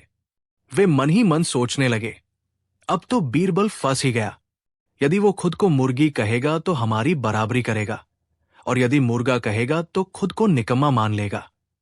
ये एक ऐसा चक्रव्यूह था जिससे निकलना लगभग नामुमकिन था। सबकी निगाहें बीरबल पर टिकी थी। उनके शांत चेहरे पर घबराहट का कोई निशान नहीं था। उन्होंने एक पल के लिए आंखें बंद की, फिर जब आंखें खोली तो उनमें एक अनोखी चमक थी और उनके होठों पर वही जानी पहचानी रहस्यमयी मुस्कान तैर रही थी। बीरबल ने बिना किसी हिचकिचाहट के अपनी बुलंद और गर्व भरी आवाज में कहा, जहांपनाह, आपके सवाल का जवाब बिल्कुल साफ है। मैं निसंदेह एक मुर्गा हूं। यह सुनते ही मिर्जा जफर और उसके साथी दरबारी अपनी जीत पर लगभग उछल पड़े। उनकी आंखों में विजय की चमक थी। वे एक दूसरे को देखकर मुस्कुराए और सोचने लगे, कह दिया, इसने खुद ही स्वीकार कर लिया कि ये निकम्मा है। अकबर के चेहरे पर घोर निराशा छा गई। उन्हें एक पल को लगा कि आज बीरबल ने हार मान ली है। उनकी आवाज में गहरी मायूसी थी जब उन्होंने कहा, मुर्गा? बीरबल, क्या तुम जानते हो कि तुम क्या कह रहे हो? एक मुर्गा तो कोई काम नहीं करता, वो तो बस। बीरबल ने शहंशाह की बात को बीच में ही बड़ी विनम्रता से काटते हुए कहा, गुस्ताखी माफ, जहांपना, शायद हम मुर्गे के असली महत्व को समझ नहीं पाए हैं। हाँ, मैं एक मुर्गा हूं और मुझे इस पर गर्व है, और इसके 3 बड़े कारण हैं। बीरबल ने एक कदम आगे बढ़ाया। अब उनकी आवाज में एक ऐसी शक्ति और आत्मविश्वास था जिसने पूरे दरबार को मंत्रमुग्ध कर दिया था। चापलूस दरबारियों की हंसी उनके चेहरों पर ही जम गई थी। बीरबल ने अपना पहला तर्क प्रस्तुत करते हुए कहा, जहांपना, कारण नंबर 1, ये सच है कि मुर्गियां अंडे देती है, दाना चुगती है और अपने काम में लगी रहती है। लेकिन जब उन मुर्गियों और उनके चूजों पर कोई जंगली बिल्ली, कोई बाज या कोई नेवला हमला करने आता है, तो उनकी रक्षा कौन करता है? वो मुर्गा ही है जो अपनी जान की परवाह किए बिना उस शिकारी से भिड़ जाता है। वो अपनी तेज चोंच और पंजों से लड़ता है और जोर जोर से बांग देकर सबको खतरे से आगाह करता है। जहांपना, ये दरबारी बेशक मेहनती मुर्गियां हैं जो सल्तनत के रोजमर्रा के काम करते हैं, लेकिन जब सल्तनत पर कोई बाहरी खतरा आता है, कोई पड़ोसी राज्य साजिश रचता है या सल्तनत के अंदर ही कोई गद्दार सिर उठाता है, तो उस खतरे को सबसे पहले कौन भांपता है? उस खतरे से सल्तनत की रक्षा के लिए अपनी जान की बाजी कौन लगाता है? वो मैं हूं, जहांपना। मैं वो मुर्गा हूं जो आपकी सल्तनत को हर शिकारी से बचाता है। मेरा काम अंडे देना नहीं, सल्तनत की हिफाजत करना है। दरबार में पिन ड्रॉप साइलेंस छा गया। अकबर की आंखें आश्चर्य से फैल गई। मिर्जा जफर और उसके साथियों के चेहरे पीले पड़ने लगे थे। बीरबल ने और भी ज्यादा आत्मविश्वास के साथ अपना दूसरा तर्क रखते हुए कहा, जहांपना, कारण नंबर 2, कहा जाता है कि मुर्गा सिर्फ बांग देता है, लेकिन क्या कभी किसी ने सोचा है कि वो बांग कब देता है? वो अंधेरी रात के आखिरी पहर में बांग देता है, जब पूरी दुनिया सो रही होती है। उसकी एक बांग से ही लोगों को पता चलता है कि सुबह होने वाली है, एक नया दिन शुरू होने वाला है। उसकी बांग उम्मीद की निशानी है, अंधेरे पर रोशनी की जीत का ऐलान है। जहांपना, जब सल्तनत किसी मुश्किल में फंस जाती है, जब चारों तरफ निराशा का अंधेरा छा जाता है, जब बड़े बड़े सुरमाओं की अक्ल काम करना बंद कर देती है, तब वो मैं ही हूं जो अपनी बुद्धि और सलाह की बांग देकर उस निराशा के अंधेरे को चीरता हूं और उम्मीद की एक नई सुबह का रास्ता दिखाता हूं। मेरी सलाह ही वो बांग है जो सल्तनत को बताती है कि मुश्किल खत्म हुई और अब एक नई शुरुआत का समय है। अब अकबर अपने सिंहासन से लगभग उठ खड़े हुए थे। उनके चेहरे से निराशा पूरी तरह गायब हो चुकी थी और उसकी जगह अब प्रशंसा और गर्व के भावों ने ले ली थी। चापलूस दरबारियों के सिर शर्म से झुक चुके थे। बीरबल अब सीधे उन दरबारियों की ओर मुड़े और अपना तीसरा और आखिरी तर्क देते हुए कहा, और जहांपना, कारण नंबर 3, एक दड़बे में से मुर्गियां हो सकती है, लेकिन उन सबका नेतृत्व, उन सबका वजूद एक ही मुर्गे से होता है। अगर मुर्गा न हो तो मुर्गियों का झुंड बिखर जाता है, उनमें कोई अनुशासन नहीं रहता। वो मुर्गा ही है जो पूरे झुंड को एक साथ रखता है, उन्हें दिशा दिखाता है। जहांपना, ये दरबारी मुर्गियों की तरह बेशक काबिल है, लेकिन जब तक इन्हें सही दिशा दिखाने वाला, इनमें तालमेल बिठाने वाला और इनसे सर्वश्रेष्ठ काम करवाने वाला कोई नेतृत्व न हो, तब तक इनकी काबिलियत भी अधूरी है। मैं वो मुर्गा हूं जो इन सभी काबिल मुर्गियों को एक साथ लेकर चलता हूं, ताकि सल्तनत का दड़बा हमेशा आबाद और अनुशासित रहे। एक अकेला मुर्गा 100 मुर्गियों पर भारी होता है। जहांपना। अपनी बात खत्म करके बीरबल चुप हो गए और विनम्रता से सिर झुका लिया। एक पल के लिए दीवाने खास में जैसे समय ही रुक गया। बीरबल के अकाट्य तर्कों ने मिर्जा जफर और उसके साथियों के षड्यंत्र के परखच्चे उड़ा दिए थे। उन्होंने जिस मुर्गा शब्द का इस्तेमाल बीरबल को अपमानित करने के लिए किया था, बीरबल ने उसी शब्द को अपनी बहादुरी, बुद्धिमानी और नेतृत्व का प्रतीक बना दिया था। अचानक शहंशाह अकबर का जोरदार ठहाका पूरे दरबार में गूंज उठा। वो हंसते हंसते अपने सिंहासन से नीचे उतर आए और सीधा बीरबल के पास पहुंचे। अकबर ने बीरबल के कंधे पर हाथ रखकर कहा, वाह बीरबल, मान गए, हम तो इन चापलूसों की बातों में आकर तुमसे नाराज हो बैठे थे, लेकिन तुमने तो आज हमारी आंखें ही खोल दी। तुमने साबित कर दिया कि सल्तनत को काम करने वाली मुर्गियों से ज्यादा एक जागरूक, बहादुर और बुद्धिमान मुर्गे की जरूरत है। हमें तुम पर गर्व है। फिर अकबर गुस्से में मिर्जा जफर और दूसरे दरबारियों की ओर मुड़े। उनके चेहरे शर्म से लाल हो रहे थे और वे जमीन में गड़े जा रहे थे। अकबर ने कड़क आवाज में कहा, और तुम सब, तुम खुद को सल्तनत की मुर्गियां कहते हो? याद रखो, मुर्गियां सिर्फ दाना चुगना जानती है। उनकी नजर हमेशा जमीन पर रहती है। वो आसमान में मंडराते खतरे को नहीं देख सकती। तुम लोगों ने अपनी छोटी सोच का परिचय दिया है। बीरबल की योग्यता से जलने की बजाय उससे कुछ सीखने की कोशिश करो। आज तुम सब बीरबल की वजह से शर्मिंदा हुए हो और यही तुम्हारी सजा है। उस दिन के बाद उन दरबारियों की फिर कभी हिम्मत नहीं हुई कि वे बीरबल के खिलाफ कोई साजिश रचें। बीरबल ने एक बार फिर साबित कर दिया था कि शब्द वही होते हैं, बस उनके मायने देखने वाले के नजरिए पर निर्भर करते हैं। उन्होंने अपमान को सम्मान में बदल दिया और अपनी बुद्धि का लोहा पूरे दरबार से मनवा लिया।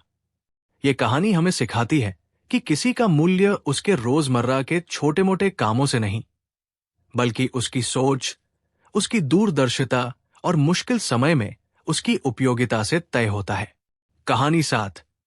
ये उस समय की बात है जब मुतलिया सल्तनत का सूरज अपने चरम पर था, लेकिन आगरा के किले में उस रात घना अंधेरा छाया हुआ था। ये अंधेरा सिर्फ रात का नहीं था, बल्कि चिंता, भय और अपमान का अंधेरा था।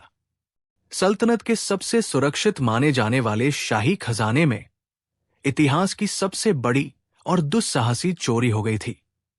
और चोरी भी किसी आम सोने चांदी की नहीं, बल्कि शहंशाह जलालुद्दीन मोहम्मद अकबर के उस बेशकीमती हीरे के हार की हुई थी, जिसे पारस की महारानी ने दोस्ती के प्रतीक के रूप में भेंट किया था। उस हार का नाम था नूर-ए-जहां, यानी दुनिया की रोशनी। अगली सुबह जब दीवान-ए-खास लगा, तो वहां का माहौल किसी मातम से कम नहीं था। शहंशाह अकबर अपने सिंहासन पर एक पत्थर की मूरत की तरह बैठे थे। उनकी आंखों में क्रोध की ऐसी ज्वाला धधक रही थी कि बड़े बड़े सूरमा भी नजरें उठाने की हिम्मत नहीं कर पा रहे थे। शहर के कोतवाल इनायत खान हाथ बांधे, सिर झुकाए, कांपते हुए खड़े थे। अकबर की गरजती हुई आवाज पूरे दरबार में गूंजी। उन्होंने कहा, कोतवाल, हमारी सल्तनत की नाक कट गई। जिस खजाने की सुरक्षा के लिए 100 से ज्यादा सबसे काबिल पहरेदार तैनात हों, जहां परिंदा भी पर नहीं मार सकता, वहां से नूर-ए-जहां जैसा हार चोरी हो गया। ये कैसे हुआ? कहाँ थे तुम्हारे पहरेदार? क्या सबके सब सो रहे थे? कोतवाल इनायत खान ने कांपती हुई आवाज में कहा, नहीं जहांपनाह, गुस्ताखी माफ हो। पहरेदारों से पूरी रात पूछताछ की गई है। सब अपनी अपनी जगहों पर तैनात थे। किसी ने किसी को आते जाते नहीं देखा। खजाने का ताला तोड़ा नहीं गया है, बल्कि उसे खोला गया है। ऐसा लगता है जैसे चोर कोई इंसान नहीं, बल्कि कोई हवा का झोंका था जो आया और हार लेकर चला गया। ये सुनना था कि दरबार में कानाफूसी शुरू हो गई। कोई कह रहा था कि ये किसी जिन्न का काम है, तो कोई कह रहा था कि ये किसी मायावी जादूगर की करतूत है। एक दरबारी ने डरते डरते कहा, जहांपनाह, हमने सुना है कि इन दिनों आगरा में काला नाग नाम के एक शातिर चोर का खौफ फैला हुआ है। कहते हैं कि वो दीवारों पर छिपकली की तरह चढ़ जाता है और बंद तालों को मंत्र से खोल देता है। वो चोरी के बाद कोई सुराग भी नहीं छोड़ता। अकबर का गुस्सा 7वें आसमान पर पहुंच गया। उन्होंने अपनी तलवार की मूठ पर हाथ रखते हुए कहा, हमें ये कहानियां मत सुनाओ। चाहे वो जिन्न हो या काला नाग, उसे पाताल से भी ढूंढ कर लाओ। अगर 3 दिन के अंदर नूर-ए-जहां वापस नहीं आया, तो कोतवाल समेत खजाने के सभी 100 पहरेदारों के सिर कलम कर दिए जाएंगे। ये ऐलान सुनते ही पूरे दरबार में मौत का सन्नाटा पसर गया। 100 बेतसूर जानें दाव पर लगी थी। कोतवाल इनायत खान की आंखों के आगे अंधेरा छा गया। उसने मदद के लिए अपनी बेबस नजरें दरबार के एक कोने में शांत खड़े राजा बीरबल की ओर उठाईं। बीरबल, जो अब तक खामोशी से सब कुछ देख और सुन रहे थे, धीरे धीरे आगे बढ़े। उन्होंने शहंशाह को अदब से सलाम किया। बीरबल ने बड़ी शांत और सधी हुई आवाज में कहा, जहांपनाह, अगर आप हुक्म दें तो क्या मैं इस मामले की जांच कर सकता हूं? अकबर, जो इस समय गुस्से और निराशा में डूबे थे, उन्होंने थकी हुई आवाज में कहा, बीरबल, हमें अब किसी पर भरोसा नहीं रहा, लेकिन अगर तुम कुछ कर सकते हो तो करो। पर याद रहे, तुम्हारे पास भी सिर्फ 3 दिन है। बीरबल ने सिर झुकाकर कहा, जो हुक्म अन्नदाता। बीरबल सबसे पहले शाही खजाने में पहुंचे। उन्होंने हर चीज का बारीकी से मुआयना किया। ताला वाकई खोला गया था, तोड़ा नहीं गया था।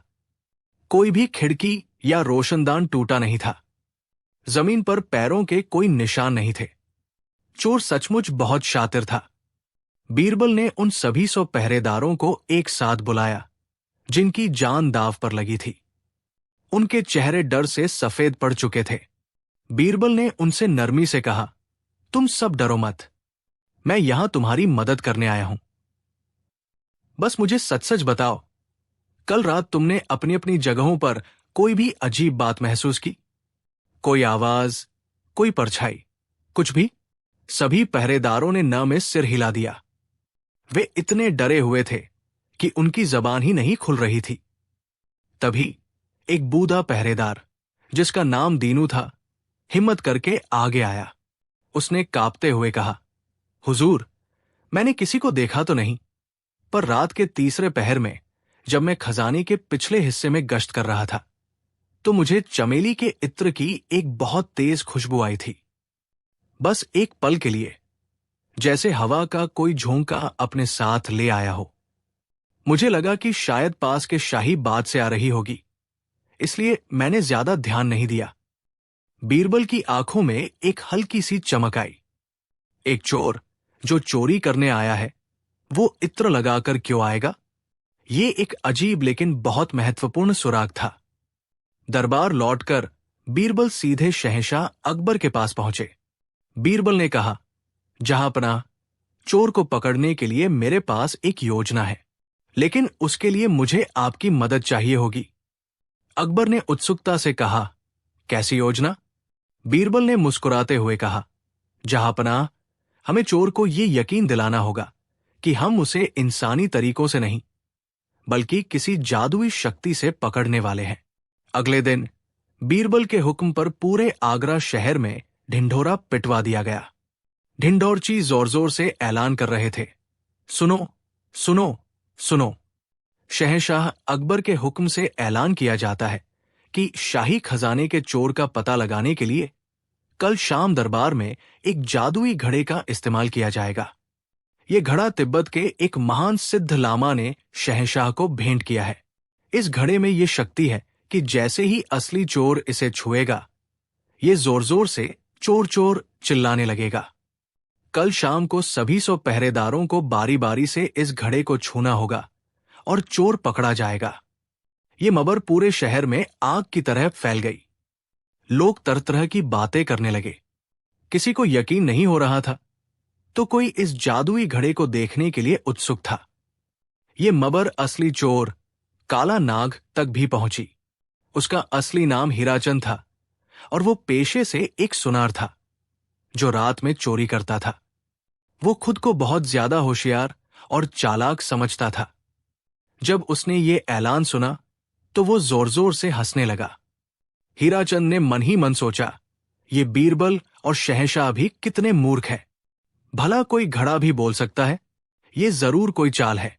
बीरबल ने जरूर घड़े पर कुछ लेप लगाया होगा, ताकि जो भी उसे छुए उसके हाथ पर निशान बन जाए।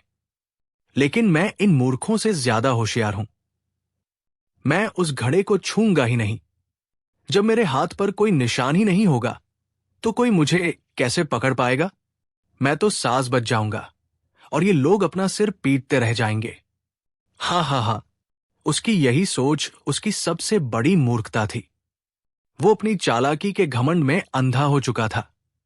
अगली शाम दीवान खास में एक बड़ा सा काला तंबू लगाया गया। माहौल को और भी रहस्यमय बनाने के लिए तंबू के अंदर पूरी तरह अंधेरा कर दिया गया था।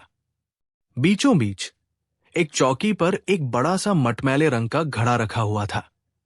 बीरबल ने सभी 100 पहरेदारों को इकट्ठा किया। उनके चेहरे पर हवाइयां उड़ रही थी। बीरबल ने बुलंद आवाज में कहा, आप सब बारी बारी से इस तंबू के अंदर जाएंगे। अंदर अंधेरा है, आपको कुछ दिखाई नहीं देगा। आपको बस सीधे जाकर इस जादुई घड़े को अपने दोनों हाथों से छूना है और बाहर आ जाना है। याद रहे, अगर आप बेकसूर हैं तो आपको डरने की कोई जरूरत नहीं है। घड़ा सिर्फ असली चोर को छूने पर ही आवाज करेगा। एक एक करके पहरेदार कांपते हुए तंबू के अंदर जाने लगे। वे अंदर जाते, अंधेरे में टटोल कर घड़े को छूते और चुपचाप बाहर आ जाते। बाहर आकर वे बीरबल के सामने अपने दोनों हाथ दिखा रहे थे। एक के बाद एक 99 पहरेदार अंदर जाकर बाहर आ गए। घड़े ने कोई आवाज नहीं की। अब सिर्फ एक पहरेदार बचा था, और वो था हीराचंद यानी काला नाग, जो एक पहरेदार के भेष में उनकी टोली में शामिल हो गया था। हीराचंद पूरे आत्मविश्वास के साथ तंबू के अंदर गया। जैसा उसने सोचा था, अंदर घना अंधेरा था। वो मन ही मन हंसा, मूर्ख बीरबल। वो घड़े के पास तक गया, लेकिन उसे छुआ नहीं। उसने बस छूने का नाटक किया और कुछ पल रुककर शांत भाव से बाहर आ गया। जैसे ही हीराचंद बाहर आया, बीरबल ने उससे कहा, सिपाही, जरा अपने हाथ दिखाओ। हीराचंद ने बड़ी अकड़ के साथ अपने दोनों हाथ आगे कर दिए। उसके हाथ एकदम साफ थे। ये देखते ही बीरबल मुस्कुराए और जोर से कहा, जहांपना, चोर पकड़ा गया। यही है वो चोर। हीराचंद और बाकी सब दरबारी हैरान रह गए। हीराचंद चिल्लाकर कहा, यह झूठ है। मेरे हाथ तो बिल्कुल साफ है। मैंने तो घड़े को छुआ भी। वो कहते कहते रुक गया। उसे अपनी तलती का एहसास हो गया था। बीरबल ने जोरदार ठहाका लगाया और कहा, तुमने सही कहा, चोर। तुम्हारे हाथ बिल्कुल साफ है, और यही तुम्हारे चोर होने का सबसे बड़ा सबूत है। पूरा दरबार भ्रम में पड़ गया।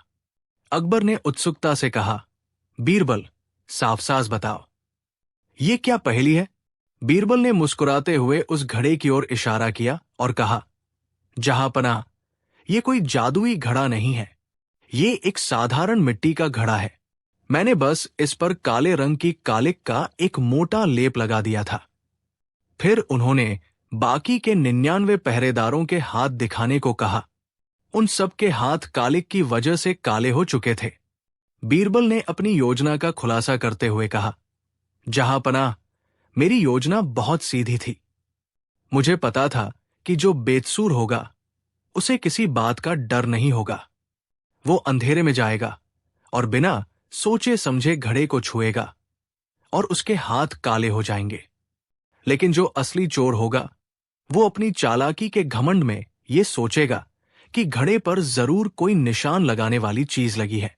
वो खुद को बचाने के लिए और दूसरों से ज्यादा होशियार बनने के चक्कर में घड़े को छुएगा ही नहीं। और इस तरह 100 लोगों की भीड़ में सिर्फ एक वही शख्स होगा जिसके हाथ एकदम साफ होंगे। बीरबल हीराचंद की ओर मुड़े और कहा, क्यों काला नाग, क्या मैंने सही नहीं कहा? तुम्हारी मूर्खता ये नहीं थी कि तुमने चोरी की। तुम्हारी सबसे बड़ी मूर्खता ये थी कि तुम खुद को सबसे ज्यादा बुद्धिमान समझने लगे थे। फिर बीरबल ने उस बूढ़े पहरेदार दीनू को आगे बुलाया और कहा, और एक सबूत है, जहांपना। दीनू ने बताया था कि उसे चोरी वाली रात चमेली के इत्र की खुशबू आई थी। मैंने इस घड़े पर कालिक के साथ वही चमेली का इत्र भी मिला दिया था। जो भी इसे छूता उसके हाथों से ये खुशबू आती। लेकिन इस चोर ने तो घड़े को छुआ ही नहीं। फिर भी बीरबल हीराचंद के पास गए और उसके कपड़ों को सूंघकर कहा, इसके कपड़ों से अभी भी वही चमेली के इत्र की खुशबू आ रही है, क्योंकि ये इत्र लगाने का शौकीन है और अपनी इसी आदत की वजह से इसने अपना सुराग छोड़ा। अब हीराचंद के चेहरे का रंग उड़ चुका था। उसने अपनी हार मान ली और शहंशाह के कदमों में गिरकर माफी मांगने लगा।